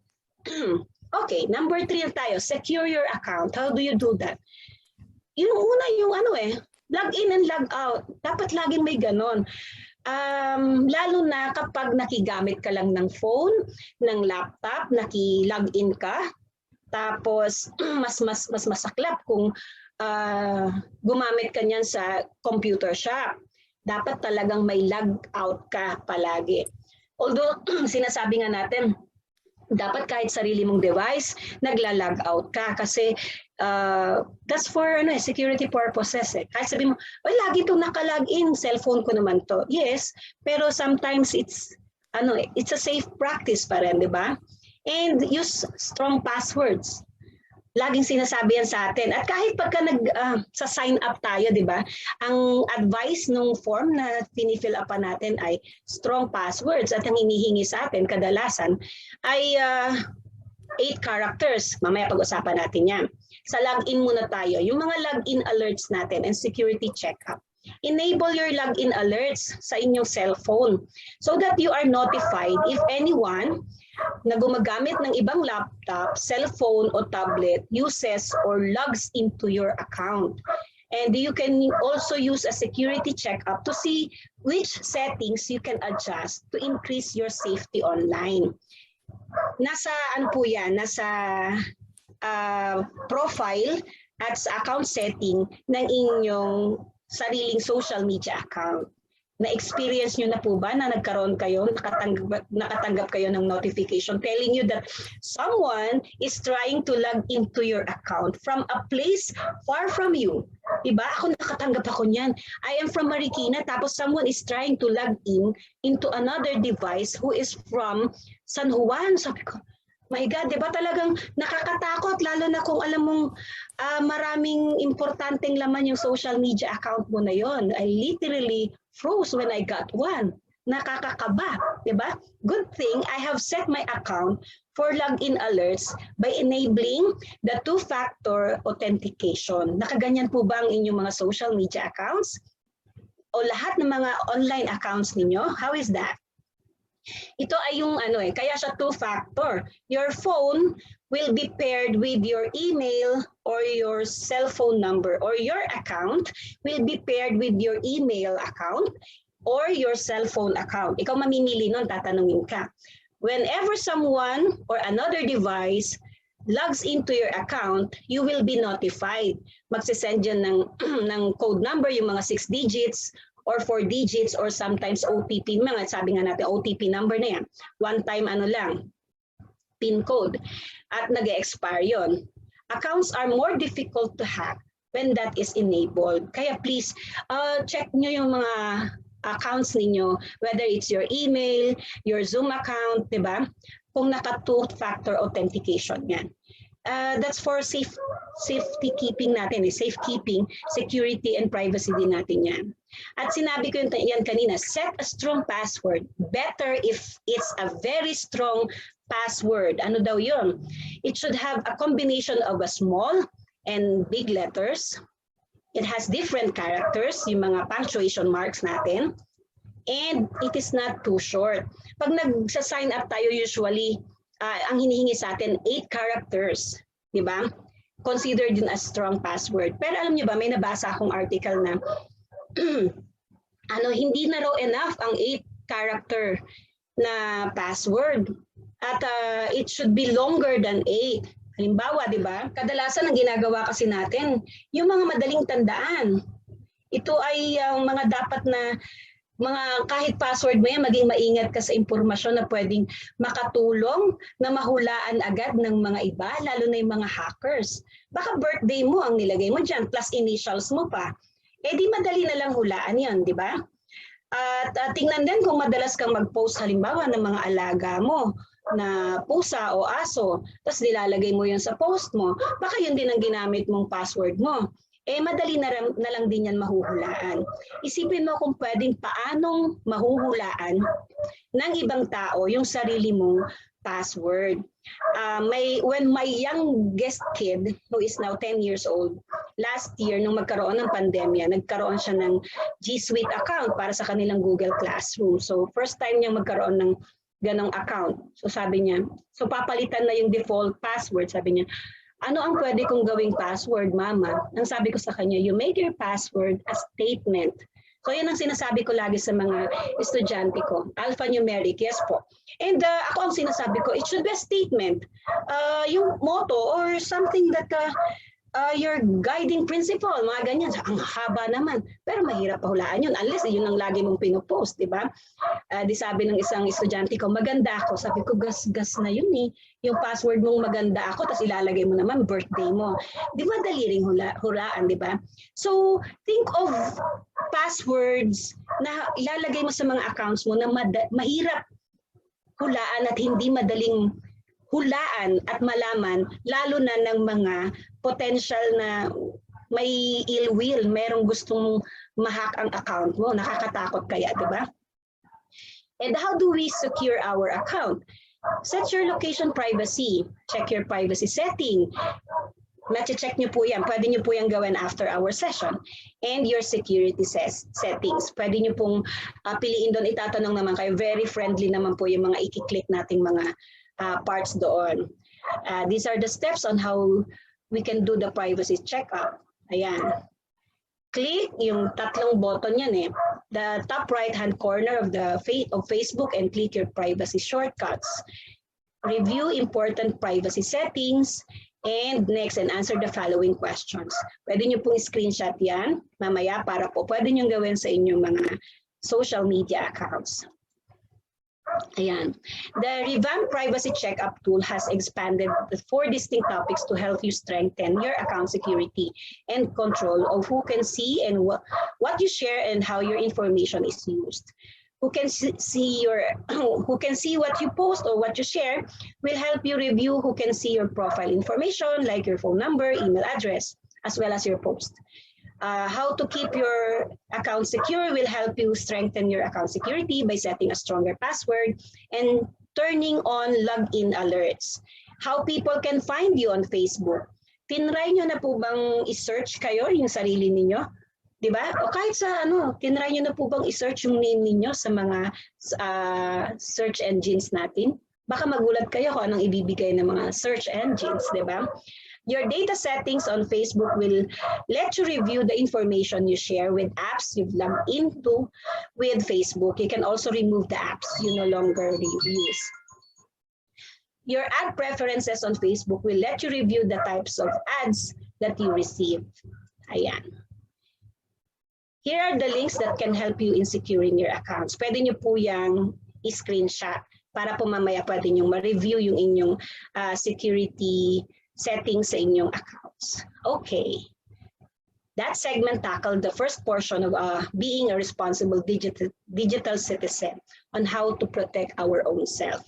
So, punta na po tayo. We now move towards the things that can affect our family and friends. Okay? Sige. This time, I'd like you to give me your answers sa chat box po habang ongoing din yung ating discussion at babasahin ko po yan as much as possible kung kakayanin po in our chat box.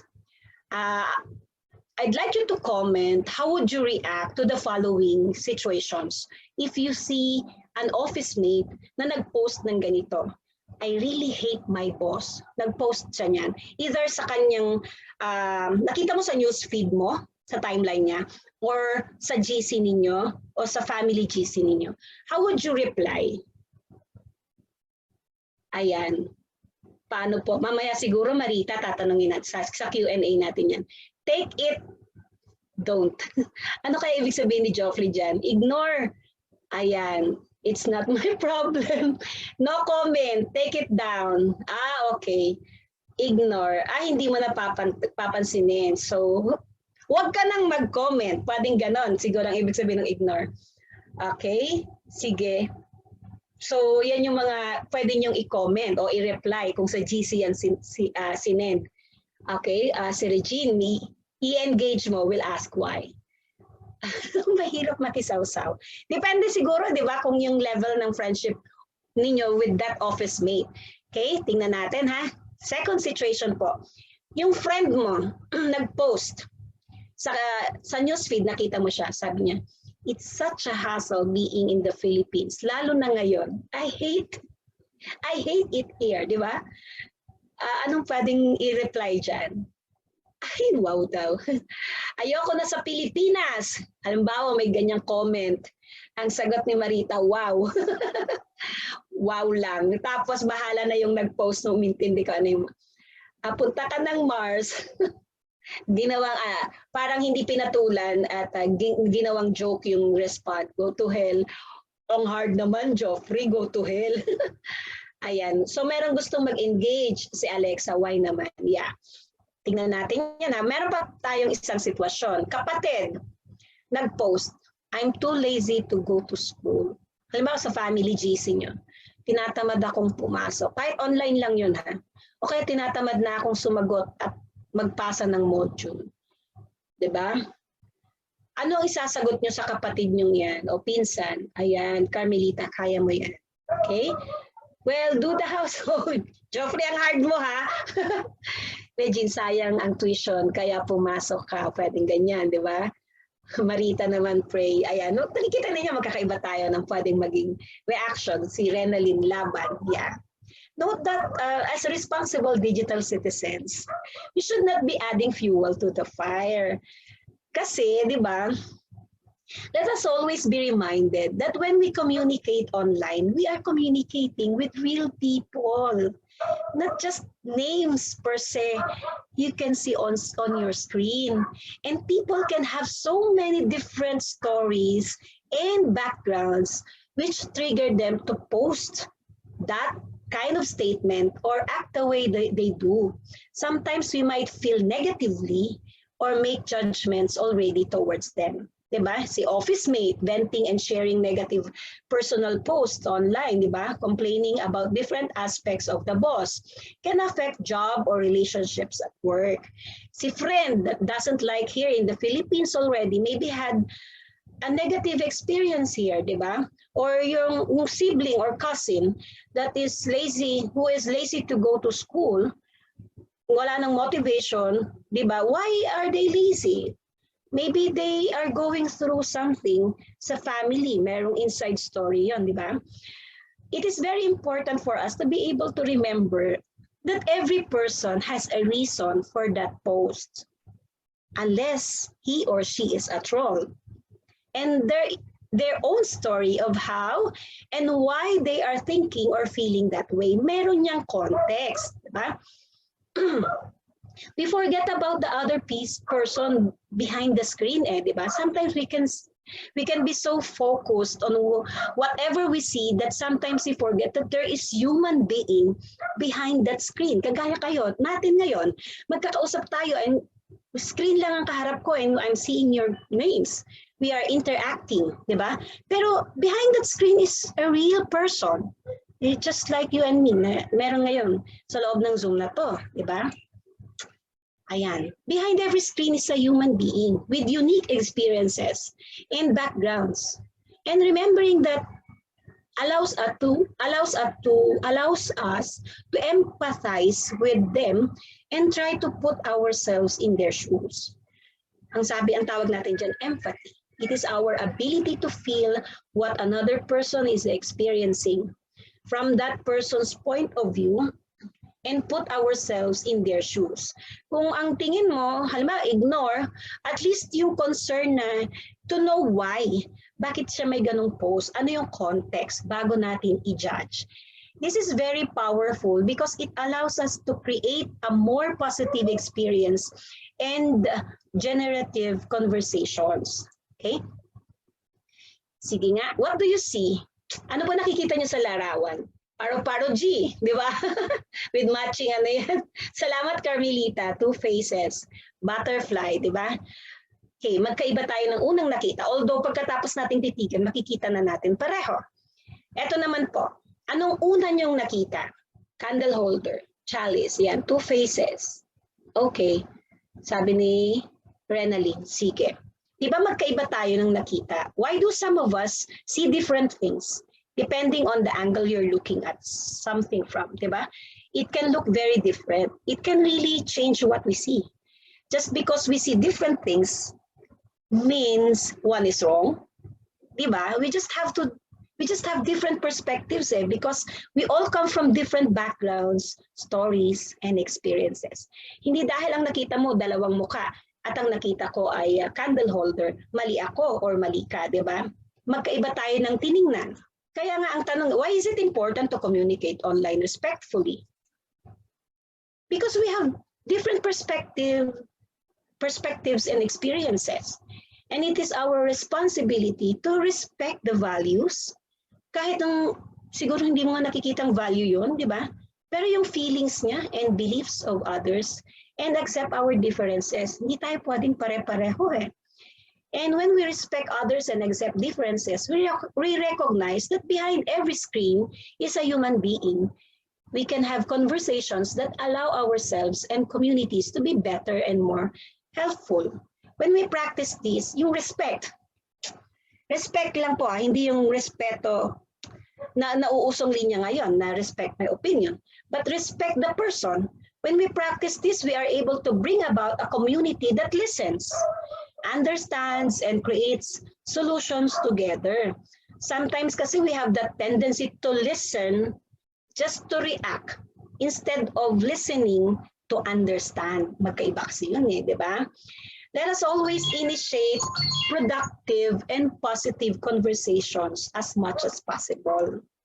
Kaya nga, yan, here are some ways we can practice positive online engagements. Okay, number 1, know your audience. In real life, your conversation with your friends is different from your boss or your teacher. That's also similar in the online world. Tatanungin mo sarili mo, am I talking to this person with respect on who they are to me? Diba? Number 2, put yourself on his situation or her situation. This means that you look at the things based on others' point of view, not always based on yours. Change your perspective, diba? Ask yourself, what is his background, yung context, or yung daily experience niya, which may have influenced his opinion. Number 3, ayan, treat everybody as important. Every opinion is valuable. Nothing is more important than others. Always think of the feelings of other people. Siguro kung meron tayong ganong klaseng pagtingin sa mga sitwasyon, hindi walang maraming away, lalo na sa online, di ba? Ask yourself uli, in what way do I want to be treated by other people?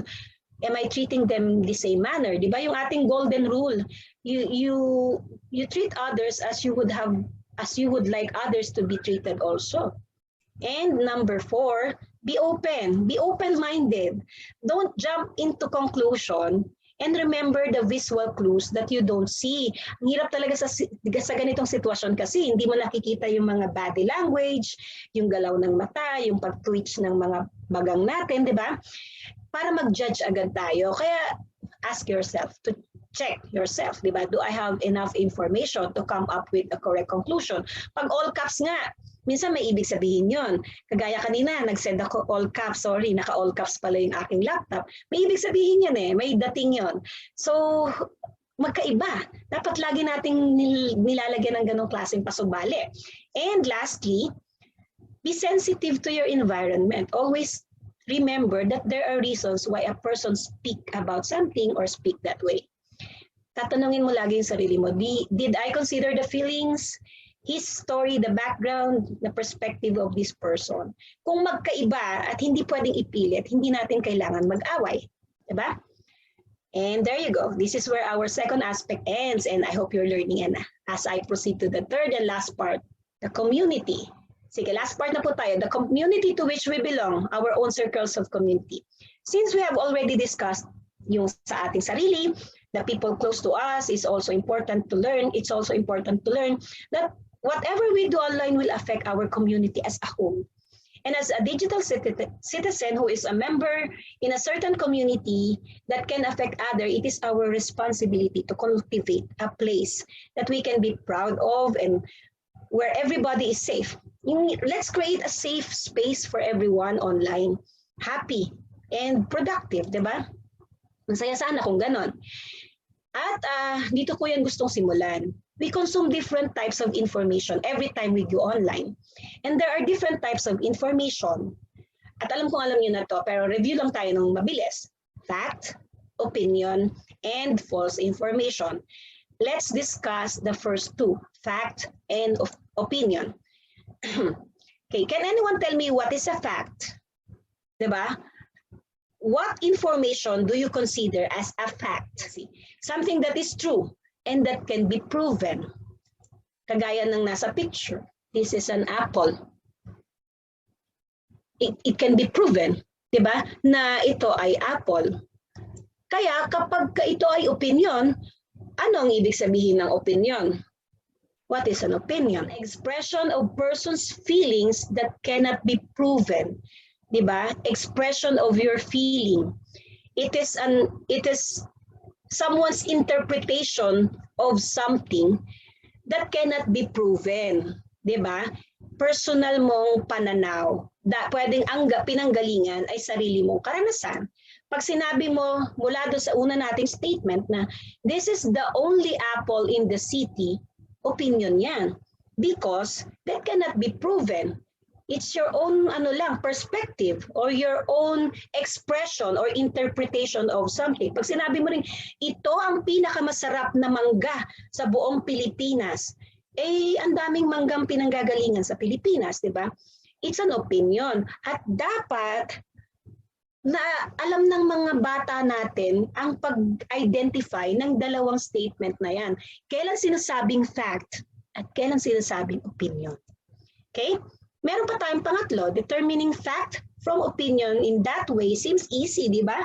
But things get more complicated when we are talking about false information or fake news. Lalo na ngayong panahon na to. Ako po. And a reality that these false pieces of information have real consequences that we or other people can experience. At ramdam na ramdam natin yan ngayon. Here's an example ng mga ng false news with real life consequences. Not one of these is true, but although some are clearly not true, sometimes it's hard to tell true from false information. False news is not just in politics. It's spread in many ways and on multiple subjects. Di ba? Lalo na nung pumasok ang pandemya. At naramdaman natin ang impact ng false information pagdating sa mga health issues natin. Di ba? We often see posts claiming that they have been scammed. But upon further investigation, sometimes it is just a case of misunderstanding, but damage has been done. Yun ang nakakatakot, di ba? How do we know if the news article or that post is real or false? That post is real or false, di ba? Given this reality, we need to prepare ourselves kung kaya nating mag-distinguish ng false sa hindi. Diba? Sa totoo at hindi. Dapat alam nating tumingin, mag-verify. Sige, magbibigay po ako ng mabilisang mga sitwasyon para tingnan nga natin kung kaya nila at ma-identify nyo sa pamamagitan ng mga ganitong pagtingin. I will flash various things that you can check to discern if a news story or a post is true. Click the letters, tapos type nyo po sa chat box that corresponds to the items that you think should be checked. So yung dapat i-check sa isang post. Okay, first, how do we know if that news article you're reading or that post is real or false? Ano yung i-check mo? Anong letter dyan? So you can have more than one answer. Ayan yung mga tama. A, B, at saka D. So check if the post is from a close friend. Hindi dahil post ng close friend, ni crush lalo na, di ba? Ay totoo na, it's a real, it's a fact na, di ba? I-check nyo rin yung domain name kasi nakakaloko nga yung mga domain name, mga .com, .co, .co, di ba? Yung mga second level domain like ABC News may appear credible. Minsan magagaling silang gumaya ng mga logo, ng mga letterhead, at ng mga domain. What does the photo look like? Okay? Is it being used in different contexts? Lalo na kung yung photo, totoong photo pero ginamit sa ibang context, sa ibang kwento, check muna natin. Meron tayong tinatawag na image reverse search at pwede mong gawin yan. You simply drag the photo to the search engine and check if it is being used in other ways. Lalabas yon kung kailan yan unang ginamit at ibibigay yan sa atin ng internet. Next po.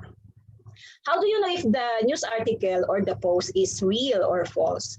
Ano po ang dapat niyong i-check dyan para malaman mo? Ayan. Anong dapat mong i-check? B and D. Ang daming tamang sagot. Thank you. Very good. With sources, evidences from credible institutions and authors. Diba? Bakit credible institutions? Like mga credible news networks. Bakit mas dapat kapanipaniwala sila? Why? Kasi meron silang accountability. Na kapag nag-post sila, nag-publish sila ng something that is false, isasangkalang ba nila yung integridad at pangalan ng kanilang news network para mag-post at mag-publish ng false information? Hindi eh. Pero kung iyan ay simpleng account ng kung sino na baka dami account, anong mawawala sa kanya compared sa isang malaking news network na may pangalan at it's a business network na, di ba, yung integridad ng kanilang business at ng kanilang corporation, ng kanilang gawain ay masasangkalang sa pagpo-post, pag-publish ng false news. Kaya malaking bagay kung saan galing ang impormasyon. Sino ang author nito? Halimbawa, credible ba yung author? Halimbawa, kung ikaw ay isang celebrity and ikiklaim mo ang isang historical fact compared sa isang historian na nagkiklaim, nagpa-publish, nagpo-post ng isang historical fact, between the two, sino ang mas credible, di ba? Minsan yung yung linya ng expertise ng nagsasabi ng information ang titignan din natin. I guess this is the last. How do we know if the news article or the post is real or false? Anong dapat niyong i-check? Sige nga po. A, B, C, or D? Ayan. Very good. Tama kayo doon, di ba? Salamat, Rap. Very good ka doon, ha? Okay. Check the format. Sabi ko nga sa inyo, kung iyan ay isang reputable organization, news organization, isasangkalang ba nila yung pangalan nila kapag nag-publish sila ng headline na may maling spelling? Di ba nakakahiya yun sa kanila? Yung integridad ng kanilang hanap buhay at trabaho. Date of post, lalo na nung pre-pandemic time, di ba? Na yung walang pasok, ang daming naluloko dyan. Walang pasok, yung pala last year pa pinost yun, di ba? Hindi ka nag-check kung kailan yun na-publish. So date of article, baka binuhay mo yung article 10 years ago at hindi na siya relevant sa nangyayari ngayon. So importante yun. Kaya nga di ba pag gumagawa tayo ng research, ano ang mga time frame ng mga gagamitin mong related literature, RRL mo, di ba? Ay mga 5 years ago. Depende sa subject or sa topic ng research mo. So may mga timeliness ang article at quality kung ito ay relevant pa o hindi. So ito yung mga i-check nating red flags. What do you check? Ayan, untrustworthy source, unrealistic headline. Kung sensational ang pagdating yan, hindi ganyan ang tamang paggawa ng headline. Baka clickbait lang siya. Or unusual URL link, yung domain na sinasabi natin kanina, out of date, dati pa pala, luma na, formatting, spelling, di ba, paano sinulat, yung survey ba, survey na ang inilagay, di ba? Check natin yun kasi isang matinong trabaho ay hindi maglalabas ng anumang artikulo na hindi nag-check kahit ng simpleng spelling. Lalo na yung, kung English yan, yung mga subject-verb agreement, construction of the sentences, mga ganun. At author, kung credible. If it is a hoax or a humor, kung satirical yan, kung may misleading context yan, titingnan natin lahat yan. So ito po yung mga red flags na dapat natin i-check kung ang isang information ay real, true, or false, or misleading, or ito ay isang uri ng misinformation. So when we see false information on Facebook, ayan, very powerful ngayon yan, report, di ba?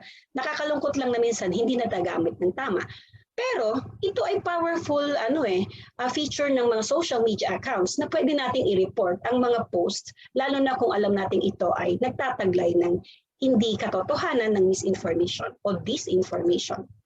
Okay, so when we see false information on Facebook, i-check po natin yan. And report post, click report post. Tapos tatanungin naman sa'yo kung bakit. It's a false news story. I-check po yan ng Facebook team. Okay? Ayan. So I'm down the few slides na lang po. How can you be discerning with the posts you see? Sige, dapat nag-check talaga kayo. Itong maganda sana to kung mag-share tayo ng mga experiences natin, pero dahil wala na po akong time, I'll proceed to my next slide po. Ayan. Every day, people from all over the world share billions of things on Facebook. The conversations that happen here reflect the diversity of this global community. At Facebook, our goal is to create a welcoming and safe environment so people can share and connect with their friends and families. Occasionally, people share content that can be abusive or harmful. We created Facebook community standards to explain what kinds of things can and cannot be shared on the site. For instance, you can't bully or harass someone or post hate speech or threats of violence. If you see something that you think violates these standards, report it by clicking the report link so that we can review it and take action. Not all disagreeable or disturbing content violates our community standards, but by blocking, unfollowing, or unfriending the person or page that posted the content, you can control what you see on Facebook. To learn more about our community standards, visit facebook.com/communitystandards. Ayan, powerful yung last line doon. You can control what you share and what you post on your own timeline. And get answers from frequently asked questions. Know how to set up your profile and settings. Get help managing and following pages. Increase your knowledge about sending and receiving messages, and customize the way you receive and you receive notifications and share information. Find out what to do if you're hacked. Nandiyan po lahat yan sa FAQs ng Facebook Help Center. Okay? So today we have learned what it means to be a digital citizen in 3 aspects. For your own self, for your family and friends, people close to you, and for your own community. Okay? Ayan, dito po nagtatapos ang aking discussion. Maraming salamat po. Thank you so much for your time and active participation. I hope you learned something valuable from our session today. This is just one step to becoming a responsible digital citizen. Share your insights and takeaways po, even your screenshots of this session using our hashtag Digital Tayo. Maraming salamat po, DICT. Thank you very much. Yes, thank you very much din po, Ma'am Gemma, for the very interactive session and very informative presentation on how we can be responsible internet users or yung netizens, yung tawag ng iba, and also for providing us information on different security settings to keep ourselves, our family safe online po. Before we proceed to our next speaker, let me call once again Ms. Siren Valenton of the Digital Education Program to give us a special message. Let us give her a clap emoji. All right, so good day, everyone. I hope that you are all in good condition and in good health. And on behalf of the ICT Literacy and Competency Development Bureau of the Department of Information and Communications Technology, it is my pleasure to welcome you in this webinar. Thank you for taking some of your time out of your busy schedule to be with us today virtually. And as you know, this webinar is part of the department and the Gender and Developments Initiative to recognize the importance of women. This is to give and provide additional information to everyone that women must be protected from different cyber threats and are increasing, especially these times that online or internet is one of the major ways to continue with most of the activities like studies, works, business, and the ones mentioned by Ms. Gemma on her talk earlier. So for this webinar, we hope that you will be able to learn about cyber safety, how to keep your private information safe online, and privacy accounts for your own protection. We hope that you will have the mindset that there are still career pathways and opportunities for women while being a responsible moms, parents, and guide to other people. And I am sure you already learned a lot with all the knowledge that our two speakers shared with us today. Stay tuned on the remaining topic that will be shared or tackled by Miss May Martin regarding ICT and women in action, intersection of ICT in career and childcare. All right, so let's ensure a safe cyberspace for women, children, and young people in our community. So on behalf of the ICT Literacy and Competency Development Bureau, welcome once again. Let us all break the bias. Happy learning. Thank you. Thank you so much for that warm message, Ma'am Siren Valenton. Now let me introduce our third resource speaker. Miss May Martin is the woman behind Moms at Work and Digitalent. After working in an international executive search firm, she gained her experience and expertise in the recruitment industry. Her intertwining her experience and knowledge in law and HR, she is now offering her services and knowledge as the full cycle HR and recruitment director to clients from all across the globe. As a freelance recruitment consultant, she found freedom, flexibility, and financial security in freelancing. That's why she wanted to share the same with her fellow moms to enjoy the same. May also has a background across other settings, including nonprofit, the academe, and a legal firm, having worked as a community extension head, special science teacher, and training consultant. She holds a Bachelor of Arts major in political science and a Bachelor of Laws and a Master's in public administration. Let us all give a clap emoji or reaction to our resource person, Ms. May Martin. Hello, magandang umaga sa inyong lahat. Magandang umaga po, ma'am. Hello. Hello, Aline. Thank you very much for that warm introduction. Ayan, maraming salamat po sa inyong lahat. Good morning, everyone. Pwede bang mag-share naman kayo ng good morning message just to know that you still... Good morning, ma'am. Yeah, emoji just to... Good morning, ma'am. Yay. Just to know that if you're still here with me, no? I'm very grateful. I'm so humbled for this invitation, and I'm grateful for opportunities like this where mothers and women are recognized for their contribution, not just in raising their family, but in nation building as well. And sana andyan pa kayo, no? I know napaka-jump-pack ng discussion today, but I'm grateful that you are still here. So I wanted to start by saying that I am a mother of four girls, and I do tandem breastfeeding, and I run my businesses within the comforts of my home. And since I'm able to do both, running my family affairs and business na nasa bahay lang, I cannot stress how important and how grateful I am for the advancement of technology.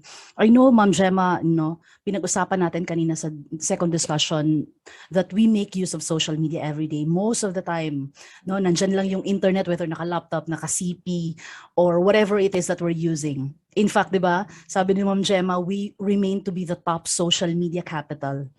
Kasi 'di ba, yun tayo mahilig tayong mag-socialize talaga, 'di ba, every day. And kahit sino pwede nang makaregister ng magkaroon ng maraming social media accounts, 'di ba? Kahit bata pa may mga social media accounts na. I'm sure yung baka mga kapatid niyo na mga 2 years old or probably newborn, meron ng mga social media accounts. Do you agree? No? Do you agree? Yeah, that's true. So, ano ba yung mga favorite niyo ng mga social media accounts? Sige nga, pa-comment sa comment section. FB, yun. Ano pa? Instagram. Alright. Ano pa? TikTok, yun. Kumu, Twitter, what else? Messenger, Twitter, YT, yan, YouTube, what else? Sana may makita ako magsabi ng LinkedIn. Okay, so 'di ba, we are very familiar with all of this, and ang dami-dami nating mga social accounts sa iba-ibang mga platforms. And it has become a trend. It has become a part of life. It has become a lifestyle. And like what Ma'am Gemma said, I totally agree. Now we should be careful how to use our social media. No? Social media accounts, how to use technology, how to use internet. Kasi data privacy, crimes, digital manipulation, and so on and so forth, it's just around the corner. Alam mo yon? Pero we cannot get away with this. Kasi ang internet or ang technology, it's here to stay. Hindi na siya kagaya ng dati na it's the future. And having said that, I want you to be very strategic on how to use social media, how to use technology or internet to your own advantage.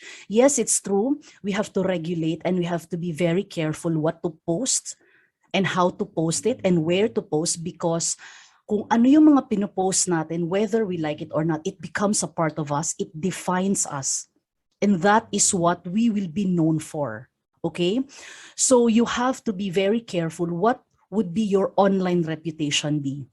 So kung gusto niyo magkaroon kayo ng good online reputation, then you have to make sure that you nurture and make good posts that you want to define kung sino ka talaga as a person, as a professional, or as a whatever, as a career person, no?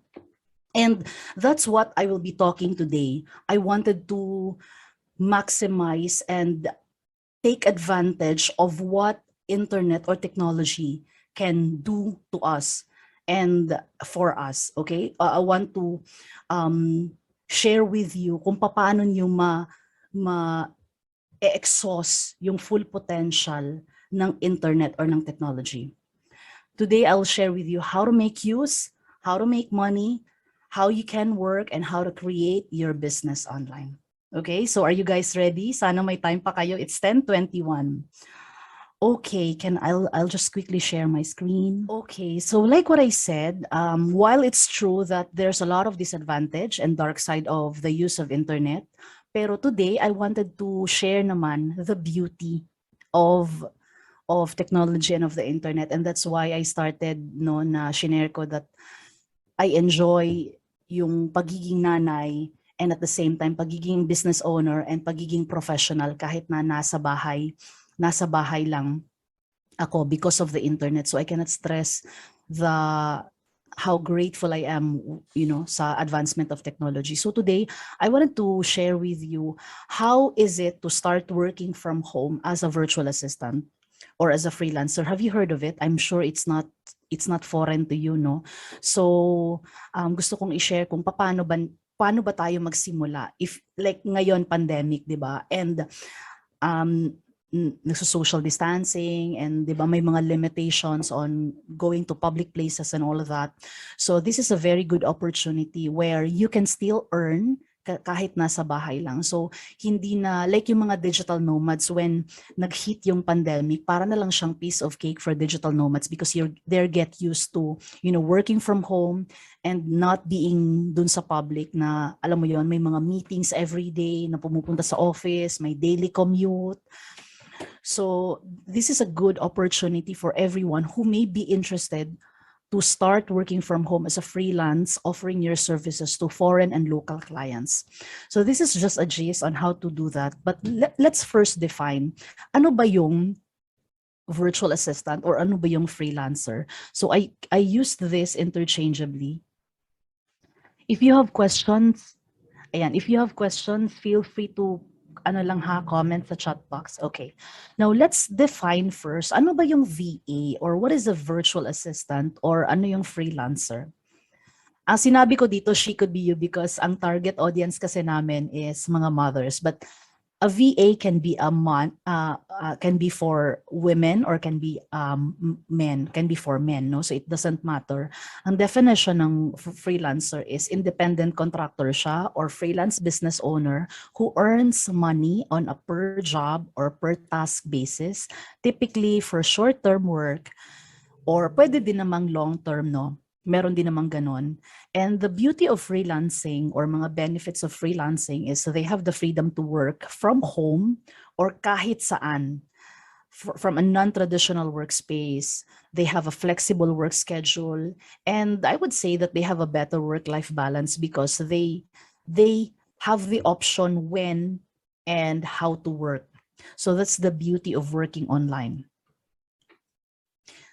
Kayo, gusto niyo pa bang if I may ask you, do you still prefer to work online or I know you're still studying, no? But given the chance, would you want to work online or gusto niyo pa din sa typical office setup na, you would go to the office, take long commutes and all that? What do you guys prefer? Online, I agree. Totoo. Kayo yung iba. Baka yung iba gusto pa din sa corporate setup, no? Yun lang din, nakakapagod. Imaginein mo yun, ha? Like, you need to prepare at least 2 hours. O sabi ni Edgy dito, both. Yes, you can do naman both. Meron din namang mga hybrid na setup na merong MWF, online, tapos may TTH, nasa office. Pero isa talaga sa pinagpapasalamat ko sa working from home or sa freelancing is tama yung sabi ni, sino ba yung nagsabi na kasama yung family? Yeah, si CPSC, kasama pa natin ang family. Exactly, and that's the beauty of it. Hindi talaga mababayaran, di ba? You're enjoying the best of both worlds. Both worlds, yeah. I'm doing both part-time sa freelancer. Yay, well done. Well done. Okay. Now, since alam niyo now ano yung definition of a virtual assistant or a freelancer, now let's talk about the qualities. What are the qualities that you need to possess if you want to be part of the industry or thrive in the industry? Okay, number 1, communication skills. Ang clients ng mga VAs or ng mga freelancers, mostly foreign clients. So it could be from the US, UK, kahit saan. Although meron din naman mga local clients. And having said that, we need to break language barriers so that we can communicate clearly and effectively with the clients that we're working with. Kasi meron silang mga tasks na pinapagawa sa atin. And for you to be able to deliver that task, you have to send your message across, okay? Hindi naman kailangan na magaling sa English as long as you can communicate your thoughts clearly and effectively. Yun ang mahalaga. Well, it depends kung ano naman yung niche mo. If your niche is into content writing, into copywriting, or yung kailangan talaga na you have to be excellent in English, well, that's another story. Pero yung typical lang like probably accounting or social media or ano pa ba, graphic design, yung mga ganun, website design, then basic English, a decent English will do. Okay, another thing is tech savvy. Since our work is done online, you should be familiar with platforms and you should know your way around the internet. I think you're very good with this, 'di ba? Sabi niyo kanina may mga alam kayong mga social media platforms. So instead of, consuming mga negative content on social media, instead of focusing on those rubbish na mga, 'di ba? Ang daming mga rubbish content on social media. Why don't you maximize that to learn skills and to navigate different platforms on social media for your own advantage? Kasi yung mga ginagawa ng mga VAs, normally mga work processes yun eh. Well, it depends on the niche though. Kung kunwari accounting ka, so yung mga platforms related to accounting. But otherwise, you have to find your way around the internet. So at least familiar ka sa, yung pagkalikot ba, yung pag-navigate and pag-explore. But these are not rocket science. Everything can be learned. Okay? Another thing would be resourcefulness. May mga moments na may mga pinapagawa yung clients na pwedeng clueless ka, then you have to figure your way out. So parang sa tech savvy pa din, you have to figure your way out. Although, of course, you have to ask questions, but at the same time, importante that you can hit the ground running and, find your way, find the answers through the internet, do your research and learn. So isa sa mga mahalagang qualities na kailangan if you wanted to become a freelancer. Another thing would be organized and multitasker. Yung pagiging freelance kasi, hindi lang siya nakafocus sa isang client. We accept different clients. We had multiple clients because yun ang streams of income namin. So, mahirap pag isang client lang because that client might eventually terminate or close or whatever, for whatever reason, pwedeng hindi na-push yung project niya. So, wala ka ng source of income ngayon. So, you have to have multiple clients and having to manage different accounts and different clients, you have to be very organized and very systematic of your schedule and of your strategy. Pero since madami namang tools on how to do that, then you can, pwede kang yung gumamit ng mga Google Calendar para i-itemize, i-plot yung schedules niyo in a day para at least alam nyo how to start your day and how to end it. Ano yung mga deliverables na dapat nyong dapat yung tapusin, ano yung mga deadlines. So at least if you can plot it down, then you will know how to, to find your way. But yeah, like what I said, you have to be organized and systematic with your schedule because you are handling different clients. All right. Another thing would be trustworthiness. You have to be honest with your clients at all times. Kasi if you can be trusted with little things, of course, bigger opportunities will come. And normally, pag natutuwa yung mga clients sa atin, ang tendency is they will entrust their more projects sa atin. And at the same time, ang sarap nung nire-refer kanila that, kunwari, si Kali, ni Kali, ang galing-galing ni Kali na na social media manager. Pwede ka niyang i-refer sa ibang mga clients and it will go a long way, no? So you have to be trustworthy sa mga kliyente nyo. And also, yung mga moments na hindi kayo time tracked, although may mga times na yung mga clients tina-track yung time nyo para malaman niya yung ano yung ginagawa nyo. Pero may mga moments kasi na hindi tina-track ni client yung whatever you do. Parang hinahayaan nyo na you can finish what you're supposed to do, yung mga deliverables. So even time tracked or not, importante pa din yung credibility and trust. Okay? Clockify, ang galing ni Edgy. Totoo, Clockify is also one of the time tracking tool that freelancers used. Ayan. Another thing would be ready to embrace change. Ang bilis ng pag-unfold, ang bilis nung pagbago-bago ng mga algorithms or technologies or platforms, you have to be ready to embrace change. Otherwise, mapag-iiwanan ka. And also, clients come and go. So, you cannot just, iniwan ako ni client, iiyak ka. So, you have to be aware na mabilis ang, pag-unfold ng mga bagay. So, you have to be brave and courageous to face change. And instead of being scared, baka kasi mas stuck ka when you are, being too conscious and taking things personally. So isa sa mga qualities na kailangan para mag-thrive dito is you have to be brave to embrace change because rejection, failure, this is just part of, freelancing. It's normal. This is what we eat every day. So we should not be afraid of that. And also, kunwari, if you are, into digital marketing, may mga algorithm na pabago-bago. So you have to be constantly abreast with all of the updates para hindi ka mapag-iiwanan.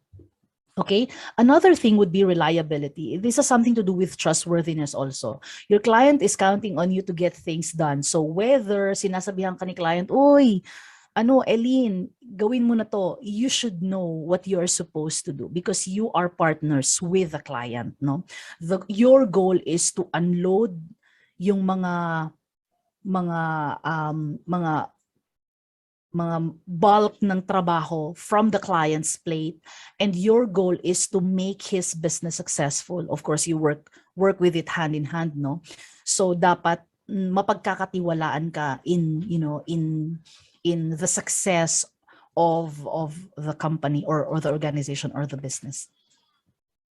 And finally, you have to be self-starter. Working online and working alone most of the time is very hard, especially if you are used to, being in a crowd. Kung ikaw yung tipo na parang, gusto mong sabay tayo mag-coffee, sabay tayo mag-yosi, baka mahihirapan ka doing things online because as a digital nomad and working online na normally ikaw lang and wala kang ka-teammates, how are you going to motivate yourself and how to avoid procrastination na you have to pick yourself up, may deadline ka bukas, dapat mong tapusin kasi 'di ba andyan your bed is just there, 'di ba, Netflix is just around the corner, YouTube is just there, diba? So you have to motivate yourself and take initiatives on your own because no one is going to do that for you. So you have to do it yourself. And that is why you have to be very organized and be systematic about your schedule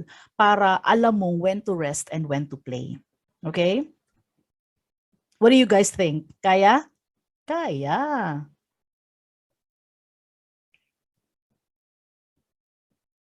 Okay, now let's talk about the pros and cons of working from home as a freelance or as a virtual assistant.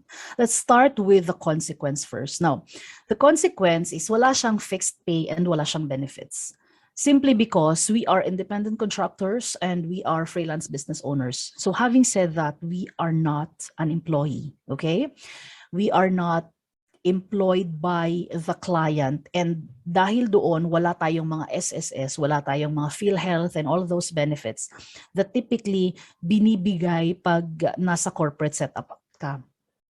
Okay, although merong mga VAs na may mga ganoong benefits but they are employed or they are in an employment setup. Meron kasing dalawang klase ng VAs. They are the freelance VAs or yung mga employed VAs. What I'm talking here is yung freelance. So it could be freelance social media, freelance virtual assistant, freelance graphic designer. Yung wala ka talagang amo and you are your own boss and you do things on your own. So ito yung mga consequence niya. Another downside would be no office structure. So wala kang hierarchy. 'Di ba? Kasi ikaw and si client are partners. Wala kang boss. So nobody should be micromanaging you and nobody should be supervising you na, uy, tapos ka na ba? Uy, anong gagawin mo? Uy, etong gawin mo. Because you should be doing that on your own. Okay? And there is no such a thing as a permanent client because clients come and go. Hindi siya kagaya nung nasa employment setup na if we want to remove you, dapat there has to be just cause, there has to be authorized cause. Hindi ka pwedeng tanggalin lang for no reason at all, di ba? Pero dito, whether or not may reason si client, pwede kang sabihin, oy, Kali, we don't need your service anymore. Pwedeng ganun. And pwedeng tomorrow wala ka ng client. Okay? So, these are just some of the downside of freelancing. Kasi you're accountable of your time, your income, and your productivity. So, eto lang yon. If you think that you can't handle this, then maybe baka mahirapan ka talaga sa freelancing. But let's talk about the pros of freelancing. Because you are accountable of your time and productivity, your potential as far as your earning capacity is concerned is limitless.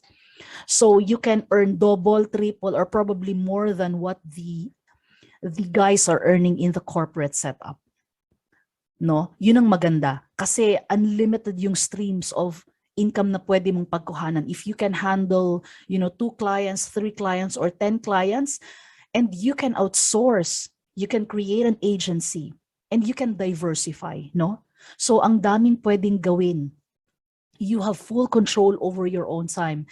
And that's also the reason why I'm still able to do the things that I do professionally and as a career. Kasi na-outsource ko na. And, I'm trying to leverage na yung hindi na lang ako, like meron ng team working for me. And you can do that also, no, through time. And also, isa sa mga positive na gusto ko talaga working online is being present with your loved ones. Especially this pandemic, no? Na parang natatakot na lumabas because the exposure is very high, your risk is very high. So, yun ang kagandahan din na nasa bahay lang. Another thing would be walang office politics. Do you guys like office politics, di ba? Napaka-toxic, napaka-stressful nun. Toxic nga yung away sa, di ba? Yung away sa social media, BBM, Lenny, and all of that. Napaka-toxic nga nun. Online lang yun. How much more if nasa opisina yun, yung mga sip-sip and all of that. This is not something na hindi mo mai-encounter. At least generally sa freelancing.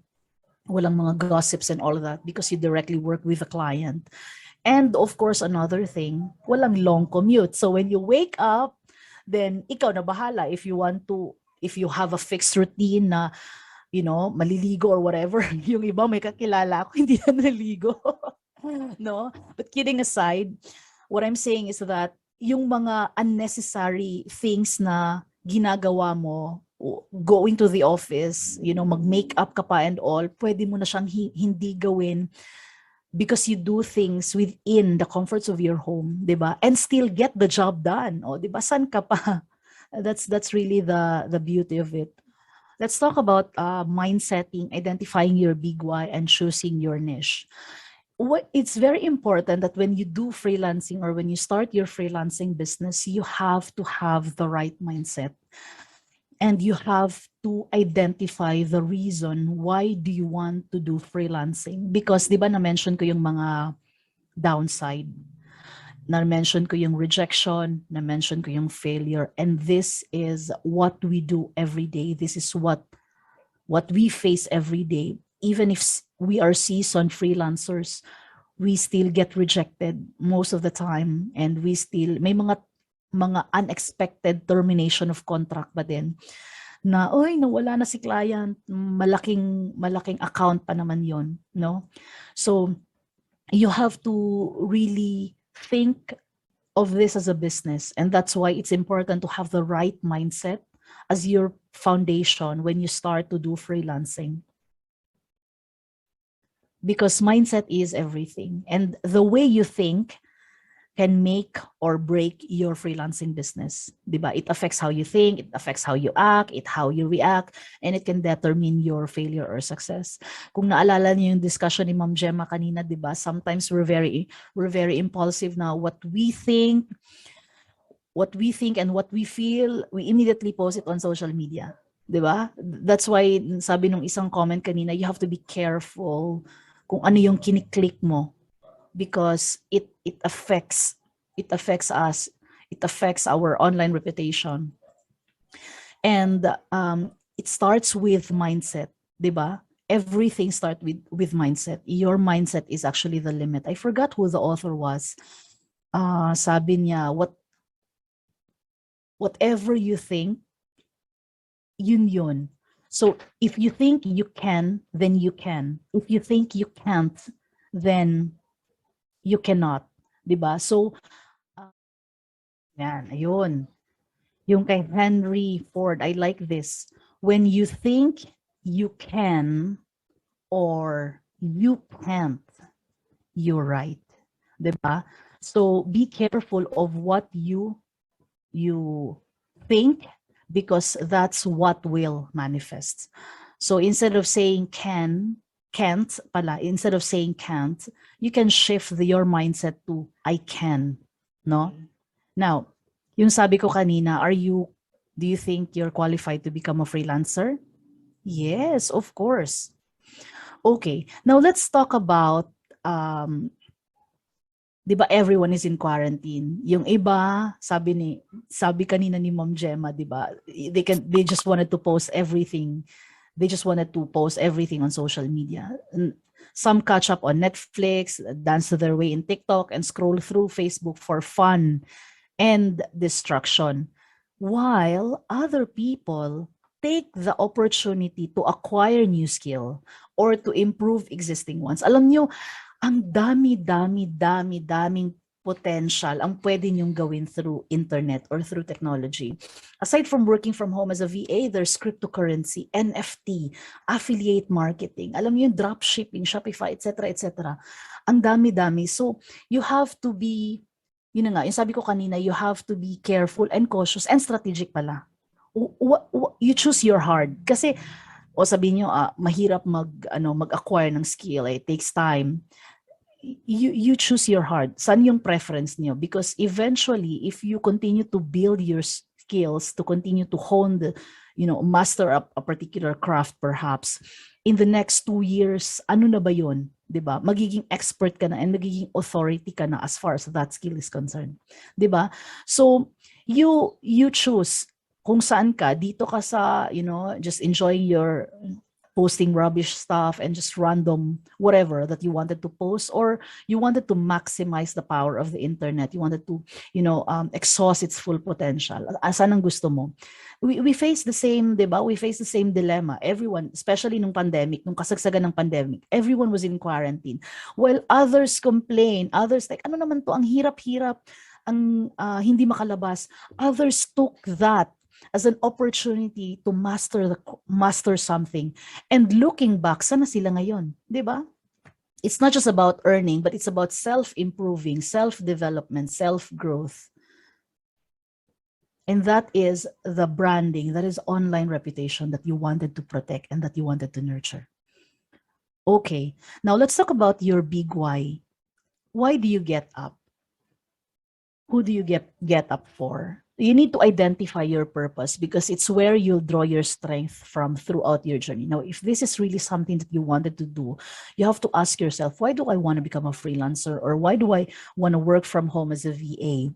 Because if your goals are hazy, chances are you'll get hazy results. Conversely, a clearly stated target serves as your compass to achieve whatever it is that you want to get from starting your freelance business. So it starts with your mind. Why do I want to become a freelancer? Can I do it? Is it possible? So you have to be able to identify and answer all of this. And if you are persistent, then let's talk about the 3 steps on how to start that journey. You guys, okay, now let's talk about the 3 Ps. Now, what are the 3 Ps? These are the 3 steps to start your freelancing journey. Although merong prospecting, but I want to simplify it. Let's talk about the platform, the profile, and the proposal. Now, first things first, if you want to start working from home, you need to find a platform. Meron nga kayong Facebook, di ba? Meron nga kayong IG. But are you posting something on IG relevant to what you want to be known for? Or are you just using IG to post random stuff na walang, kasi pwede nyo, alam nyo ba, pwede nyo pagkakitaan ng IG nyo, pwede nyo pagkakitaan ng TikTok nyo, ang YouTube nyo. You can monetize all of this. You can close brand deals. You can collaborate with brands and create an impact, no?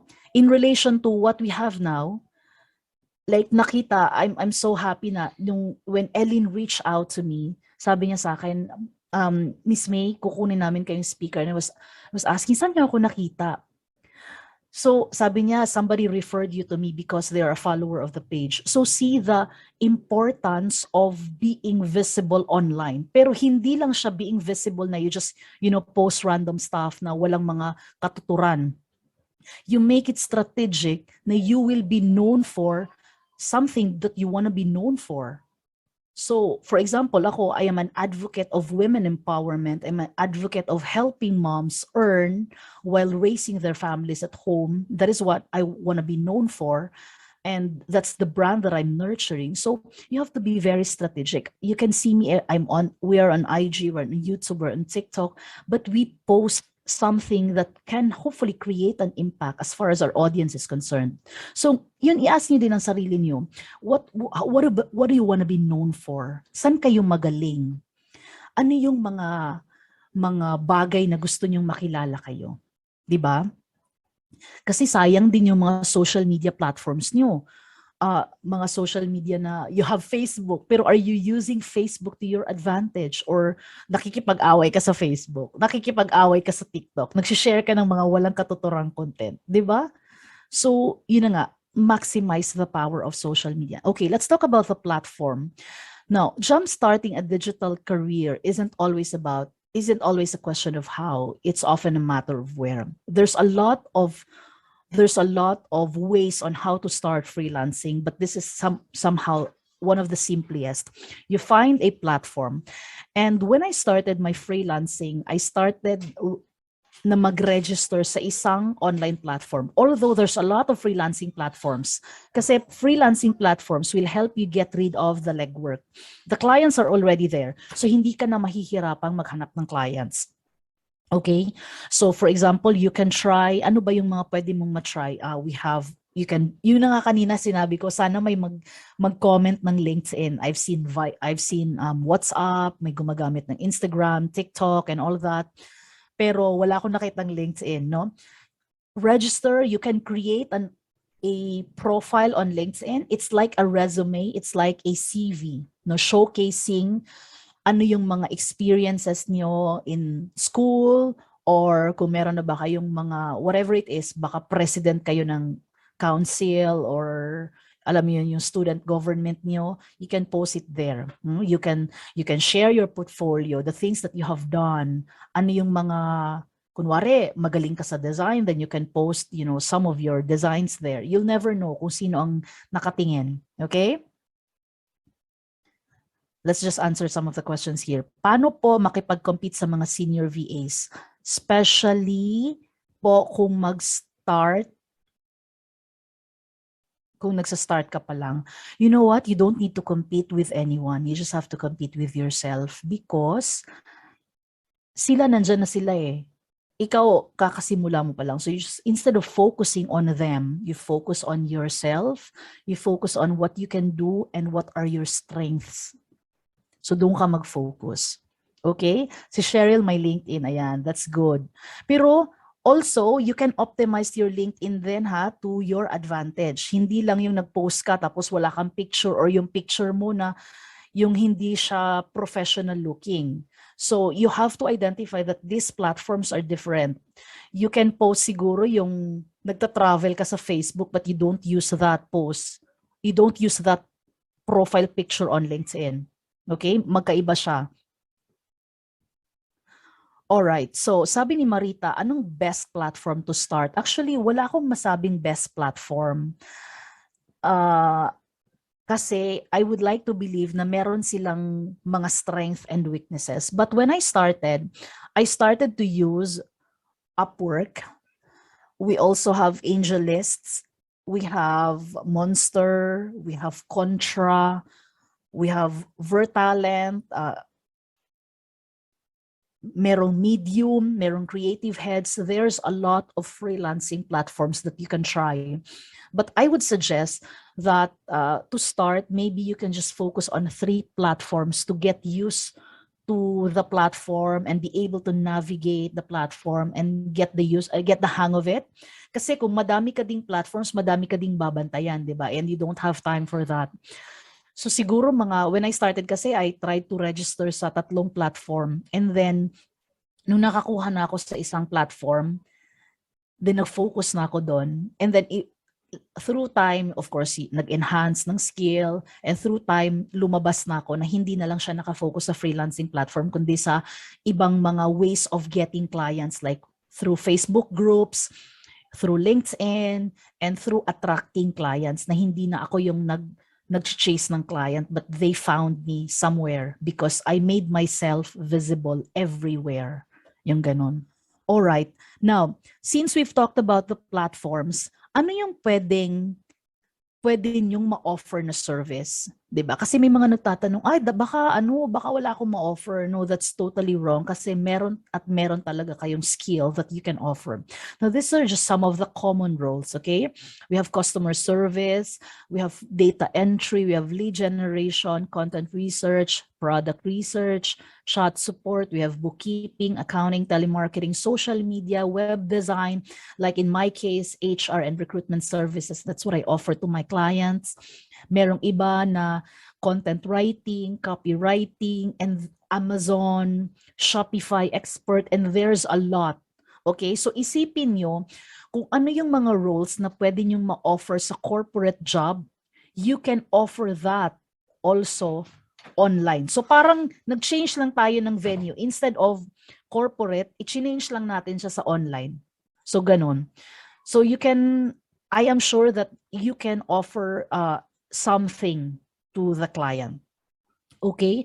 Also, so we've talked about the platforms where you can possibly go. Now, ang gagawin natin is, the next would be you create a compelling profile. Siyempre, gagawa ka ng profile, di ba? Whether it's on LinkedIn, whether it's on Upwork or Contra or whatever platform na feeling nyo na okay, parang okay tong platform na to, then you come up with a compelling profile.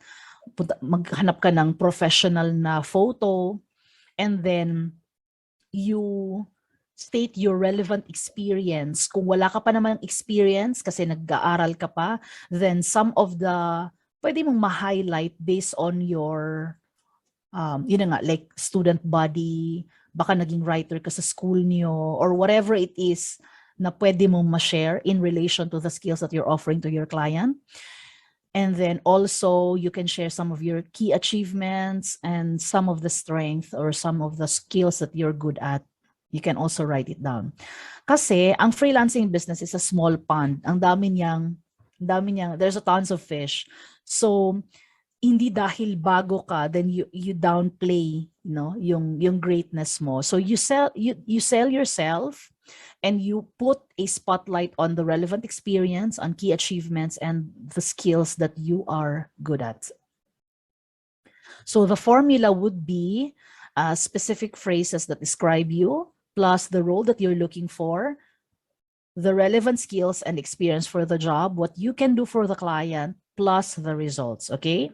And then further skills, experience, tapos meron ding mga keywords yan. Importante din yung mga keywords that will add some punch. Let's take a look at one of the sample here. So for example, if you are looking for a customer support role, then we have a sample profile here.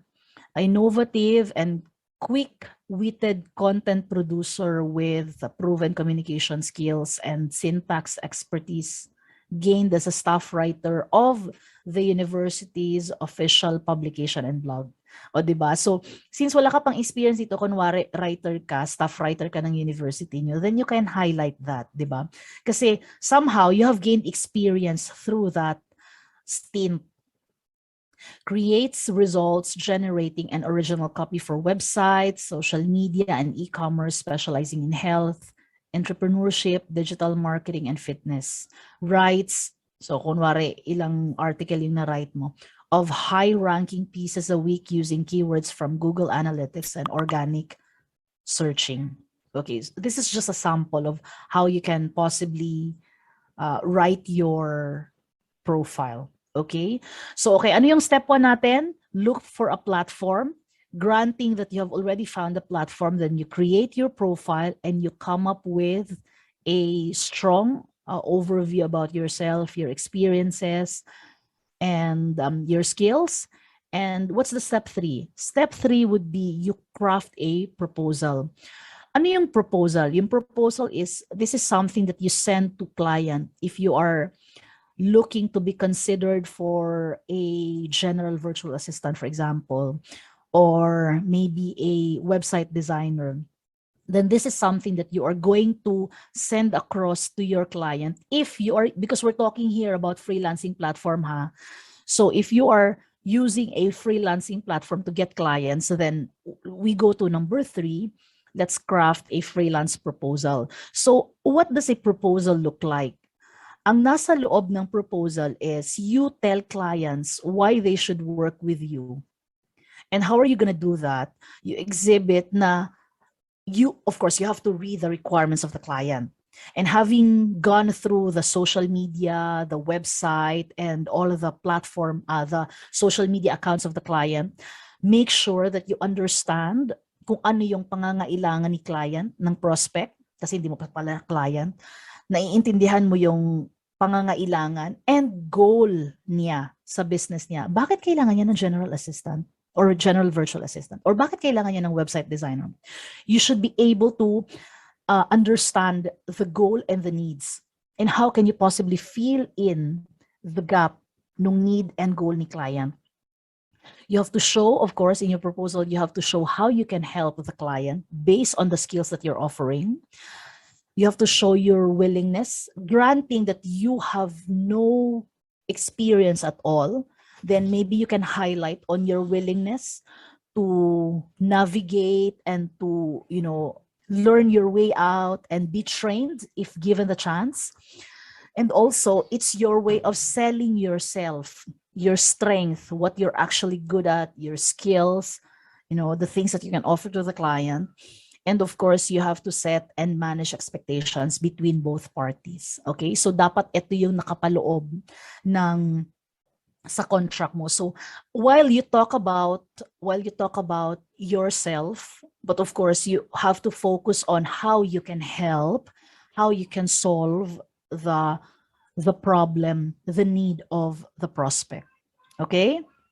So pro tip, before you go and write your first ever proposal, here are some pointers. You focus on the need of the client. You focus on answering that problem. Don't talk much about yourself. Of course, don't lie, no?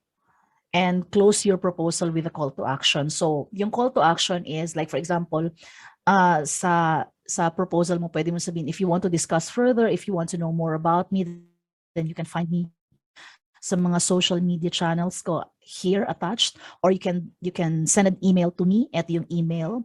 Dapat meron siyang babalikan where to reach you, how to reach you, and that should be made easy for the prospect. Okay? Now, let's take a look at some of the sample here, sample proposal here. Now, kunwari si James ang pangalan ng prospect. So sabi mo, "Hi James, I just saw your project details. It sounds like you require someone with keen attention to details for error detection and excellent research skills to obtain and verify information. You can count on me to collect and review data with accuracy in mind.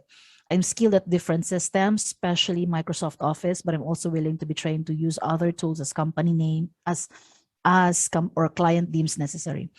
I'm no stranger to following SOPs as well.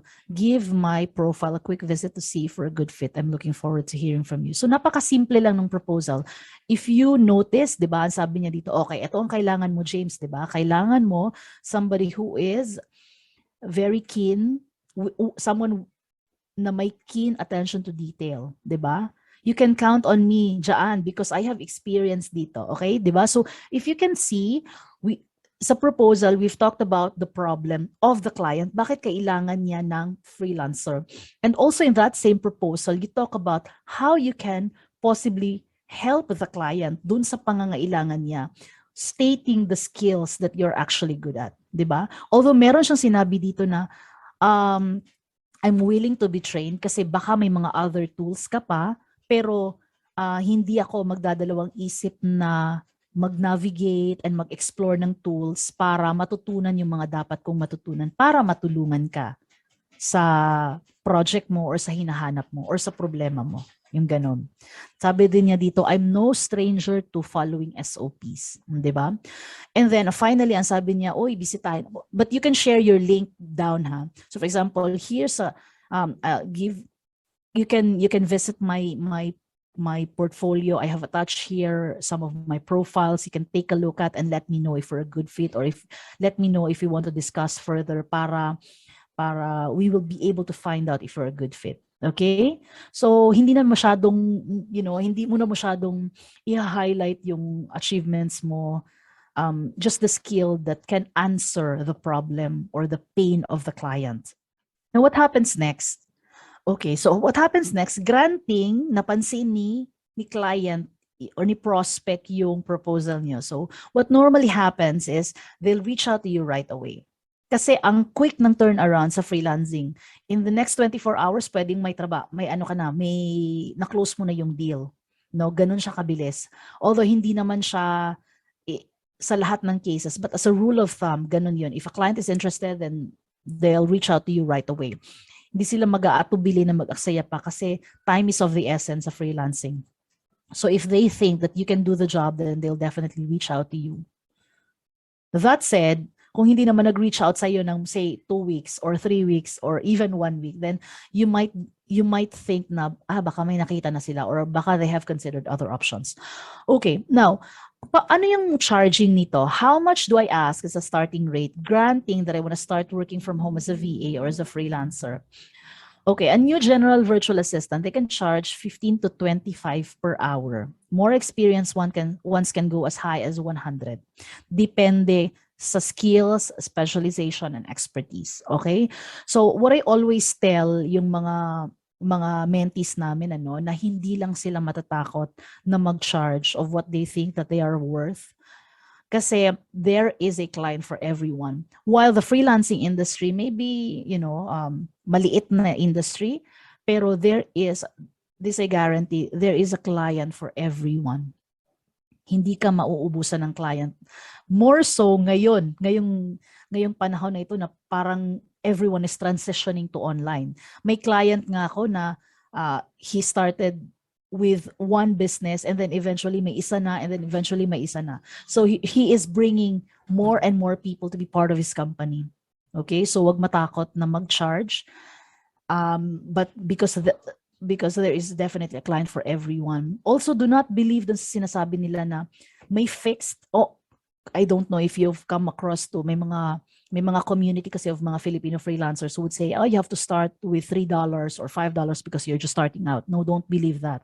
Because you can charge as high as 15, 25, or probably more, even if you're a newbie, because we don't charge based on our nationality, okay? We don't charge based on where we are located. We are not charging based on cost of living natin. We are charging based on the value and the worth of our time and the skill that we're offering to the client. So even if you're a newbie, say, matagal ka nang nagsusulat, no? Say you've been a writer for the last 5 years in your school paper and you want to, try your luck to freelancing and offering your writing service to a client, pwede kang mag-charge because you have been writing. You have been an expert as far as, being a writer is concerned. Okay? Okay, part 4. Let's talk about tools of the trade.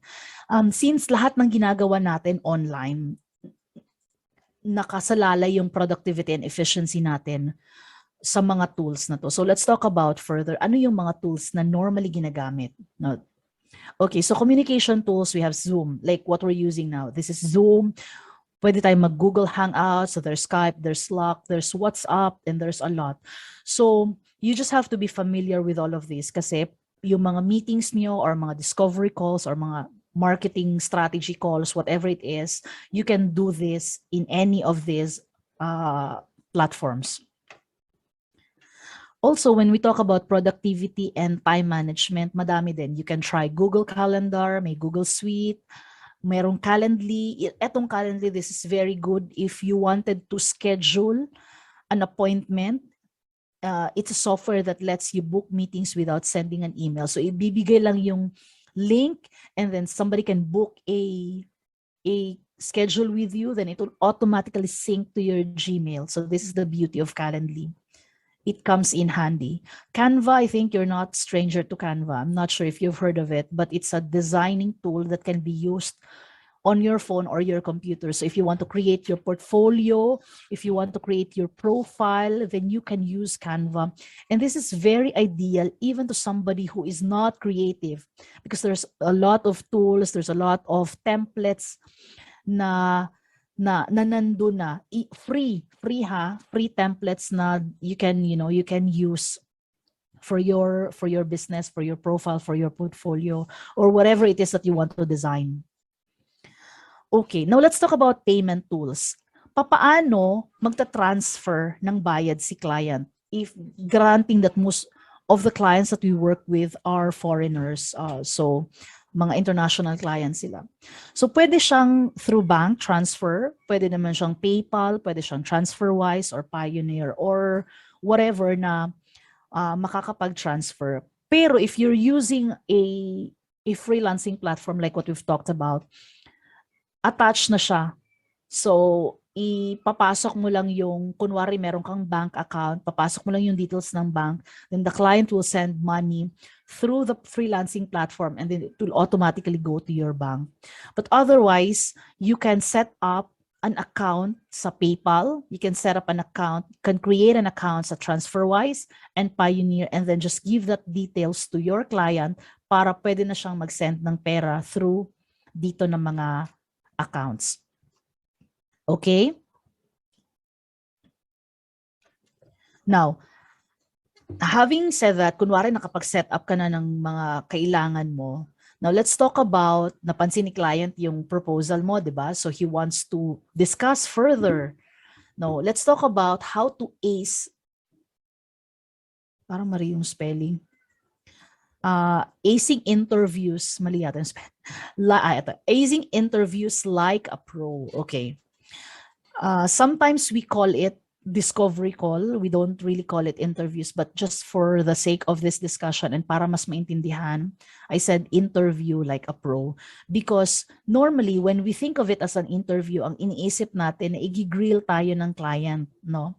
And natatakot tayo. And in that kind of mindset, we think of it as an employer-employee relationship, which is not the case in freelancing. So we call it discovery call, but Otherwise, whether it's interview or discovery call, you just have to remember that it's a two-way street. So, isipin nyo lang, if the client wants to move forward and wants to discuss the role with you, then isipin mo na nag-uusap lang kayo ni client. And what you're talking about is yung goal niya sa business niya, how you can help him sa goal niya, what you can contribute, ano yung pwede mong maitulong para ma-address or para masolusyonan yung problema niya as far as yung goals niya ang concern, no, sa kanyang organization or sa kanyang company. So you just have to remember that it's a two-way street. So you can ask as many questions as you have. Kailangan mo din i-grill si client, okay? So kung i-grill ka niya, kailangan mo din siyang i-grill. So it's a two-way, communication. Parang nag-uusap lang kayo because if you think of it na ikaw yung parang ini-interview, kakabahan ka, and baka hindi ka na makapag-ask ng questions na dapat mong itanong. Okay? So, what are you going to do to prepare yourself during discovery call or during interview? So, kung na-schedule na kayo ni client for that, then be ready to do your homework. Do some research, go to the website of the client, check their products, check their services, take time to really understand and know what the business of the client is, what are their offering, what are the products that they're offering, what are their service. Go to kung sino yung mga employee doon, sino yung CEO, get to know them, understand them, para maintindihan mo if they are someone that you want to work with. Because that's also one of the beauty of freelancing. You get to decide kung gusto mong ipagpatuloy ito. Because like what I said, ang employer-employee relationship kasi sometimes we are at the mercy of the employer, no? Na sige na lang kasi I have to do this kasi boss ko eh. Yun lang yung parang somehow gusto ko sa freelancing because we have the control, no? Who we want to work with and how we want to work things. So for example, if nung pumunta ako sa client, sa website ng client, and then I realized, parang gusto ko tong makatrabaho tong client na to. So I would continue to engage with that client, hopefully close that deal. Pero minsan din naman, may mga clients na gusto akong maka-interview or ma-discovery call. And then I realized, parang, kasi meron yung one time, if I may just quickly share, meron yung one time na ang business niya is pornography. So para siyang sex basta parang ganun yung kanyang business. Ang laki-laki ng pwede niyang ang rate niya sa akin nung time na yon. But I realized this is something na hindi ko gustong gawin. So, alam mo yon. So you have to of course, you have to do some research and you have to ask yourself kung gusto mo makatrabaho tong kliyente na to. And of course, mas maganda din na naintindihan mo kung ano yung mga products and services niya because it will show that you are really interested to help the prospect. Okay? Another thing, you exhibit your expertise. Show the client that you're confident that you can do the job. Okay? I-review mo yung details ng project and then you can do an audit. And during the interview or discovery call, dapat meron ka na ding mga bits and pieces of suggestions na pwede mong ma-share sa kanya. No? Because like what I said, you are not an employee. You are a success partner. You are a business partner. And finally, you have to know what to ask. So don't let your potential client do the grilling. You have to ask a lot of questions para alam mo kung yun na nga, if it's a right fit, if you're culturally fit. You ask specific questions to show your interest, to convey your attention to details, and see if you guys can possibly work together. So ano yung mga pwede mong itanong? Okay, you can ask questions kung how many hours am I expected to work? Ano yung end goal mo? Ano yung mga systems in place mo? So these are just some of the questions that you can ask. What success look like to you? May mga check-ins ba tayo? How regularly we will do meetings, check-ins? You have to ask these questions kasi you have to remember na meron kang multiple clients or If not naman meron ka, but you want to add another client. So, dapat alam mo paano i-handle yung time. Dapat matsagot mo tong mga questions na to for you to be able to know if you still have the bandwidth to accept another project or to accept another client. Okay? So, dapat alam mo na walang client or project na mako-compromise dahil tanggap ka lang ng mga kliyente. Okay? So, you have to remember also that yung reputation mo as an online freelancer should not be compromised. And that said, you have to be able to balance your time and do what you're expected to do as far as yung mga deliverables mo ang concerned, kasi nakasalalay yun yung review ni client sa iyo. And nakasalalay din doon if i-consider ka pa niya for the next project or opportunity. Okay? And eto din pala, what will be the working hours? Kasi depende yan sa time zone. May mga clients na they want you to work within their time zone. Okay ba yun sa'yo? If hindi okay, then you can push back and negotiate and, tell them na baka pwedeng I can work flexibly, which is also possible, no? Okay. Now, like what I said, hindi sa lahat ng panahon na oo lang tayo ng oo because we are not employed. So, we should know when to decline a project. When should we consider na a project is a red flag, or if it's time for us to run and hindi tanggapin ang project. Okay. These are just some of the red flags that I have listed through time, no? For years of freelancing. Ito yung mga red flags na nakikita ko. So, they ask for unreasonably cheap prices. Yung ibang mga prospect, minsan gusto na nila ilibre. So, if you come across this kind of prospect, especially international clients, then maybe it's time to, look for another client. Kasi merong iba na hindi sila willing to pay yung fair price just because they don't want to. Yung iba naman, kahit may budget, ayaw lang talaga nila magbigay kasi gusto nilang baratin yung mga freelancer. So if you come across this kind of client, then I would suggest that you run and just don't consider talking with, this kind of prospect. Yung iba pa, gagamitan ka pa ng third world card. Like sasabihin, nasa Pilipinas ka, ganito ang rate mo.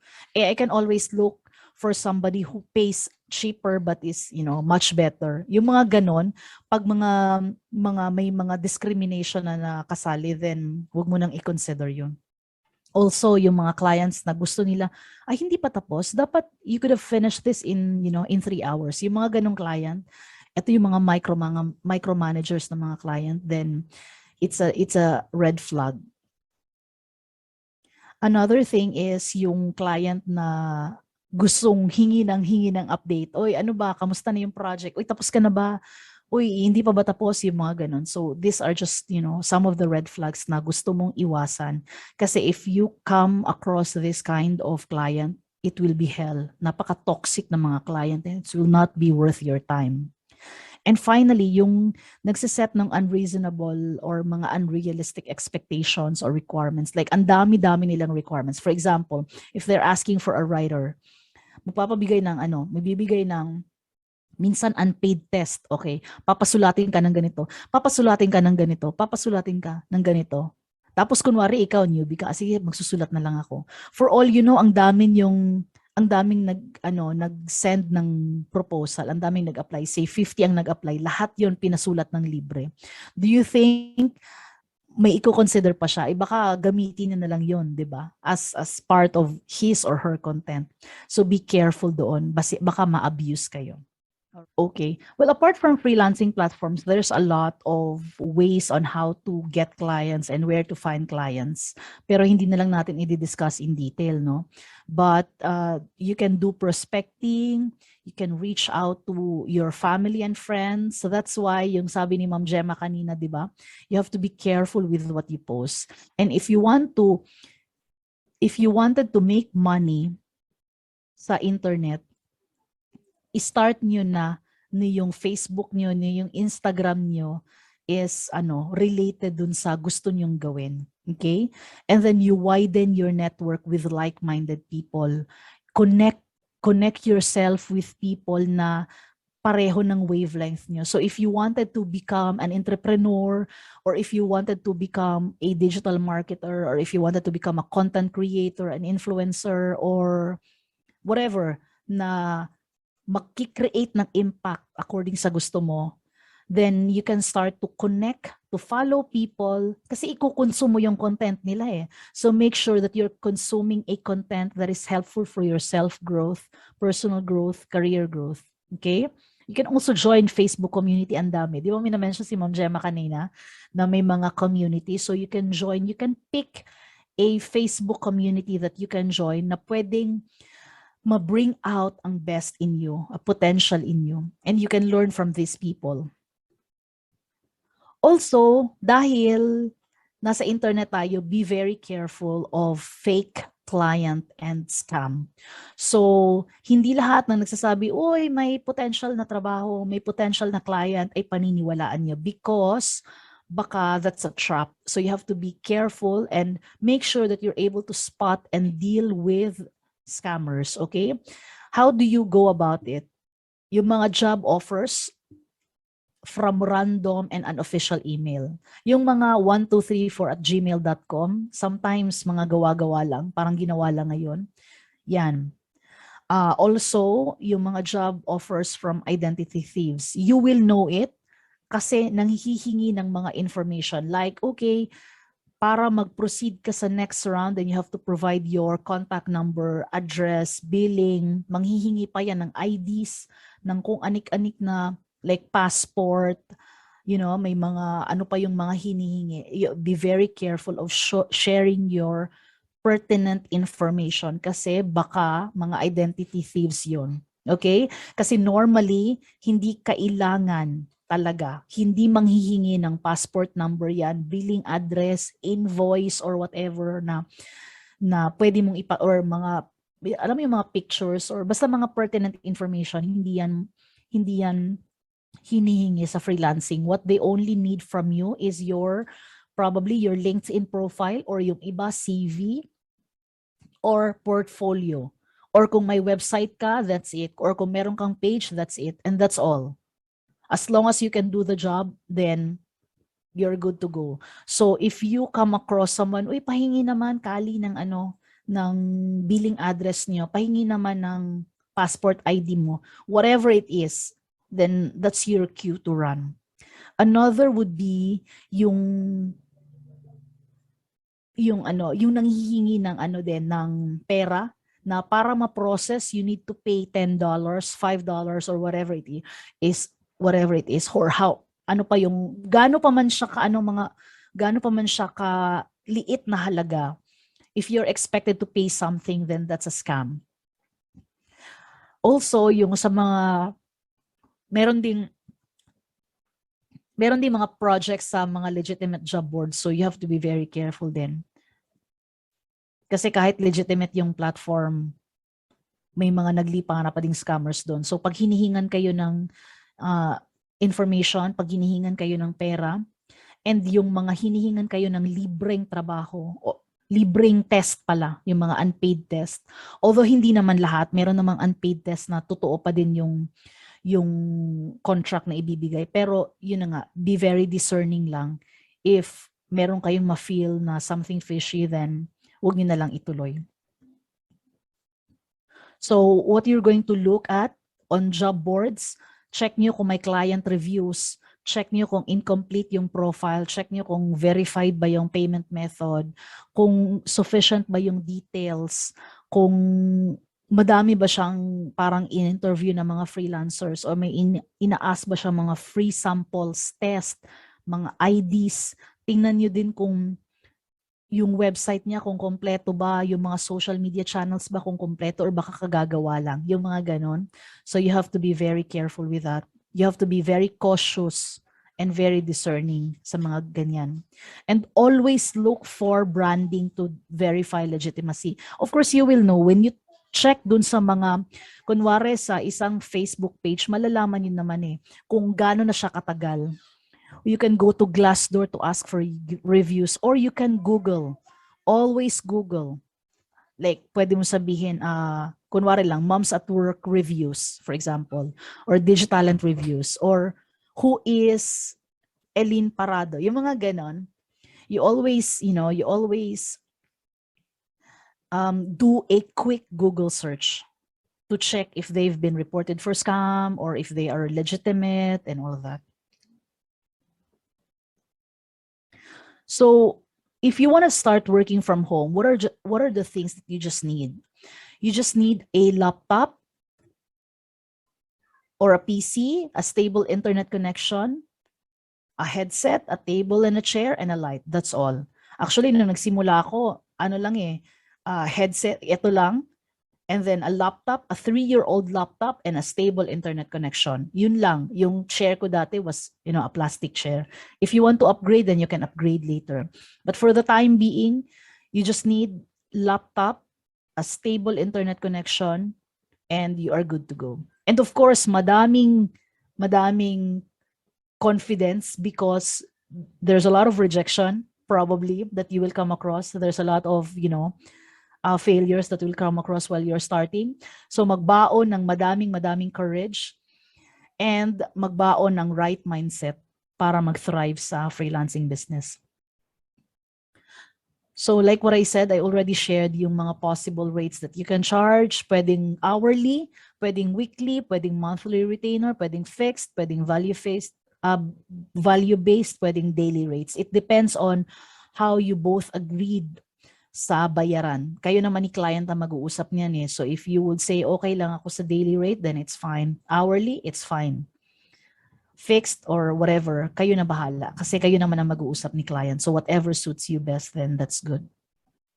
Okay, and then finally, you can't pour from an empty cup, so you have to take care of yourself. So I think yung tip ko na lang would be, if you really want to start working from home and making money and maximizing internet to its full potential, then by all means you do your research. By all means you create a goal, you create a timeline kung ano yung mga gusto mong ma-achieve in the next 6 months, in the next 12 months. But of course, don't be too hard on yourself.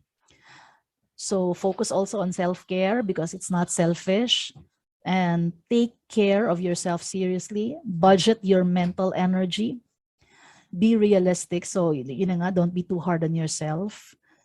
This is ideal, especially for moms like me, ha.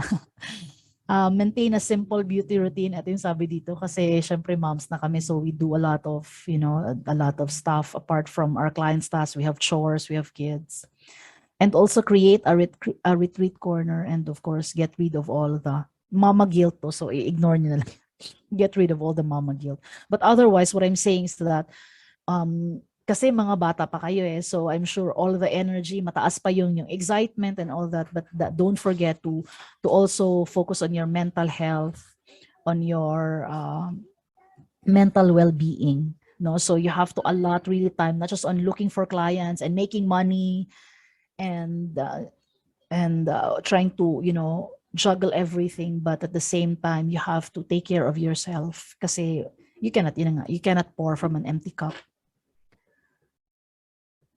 So I think that's basically it.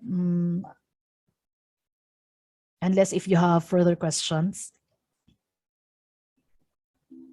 And finally, I want to thank everyone for, listening and standing by. I know it's already late. Sana hindi ako nagsobra, no? I know it's already late, but thank you very much for this wonderful opportunity. Thank you, Eileen. Thank you, DICT, Kali, and the rest of the guys. Thank you very much for the invitation. It's truly an honor. I'm grateful to be here. And sa lahat ng mga nagstay, thank you very much. And if you want to know more about how to do freelancing, you can join us. Follow Moms at Work PH sa Facebook, and we're also everywhere on social media. So thank you everyone. Thank you. Thank you po, Ms. May, for a very interesting presentation, and also for giving our participants the opportunity to know yung mga online career, virtual assistants, yung mga freelancing po. Thank you so much, ma'am. May I ask lang if there are still questions from our participants? If none, may I proceed na po to the next part of our program, which is awarding of certificates to our resource speakers. Okay, so this first certificate is given to Mr. Israel C. Diloy in grateful recognition as a resource person for the National Women's Month 2022 webinar special with the theme, We Make Change Work for Women, Agenda ng Kababaihan, Tungo sa Kaunlaran, with the topic on cyber safety and awareness, increase women's awareness on cyber threats, given this 30th day of March 2022, signed by Maria Lourdes P. Aquilizan, Director 3 of ILCDB. Sir Ace already left for another engagement po, but anyway, thank you, Sir Ace.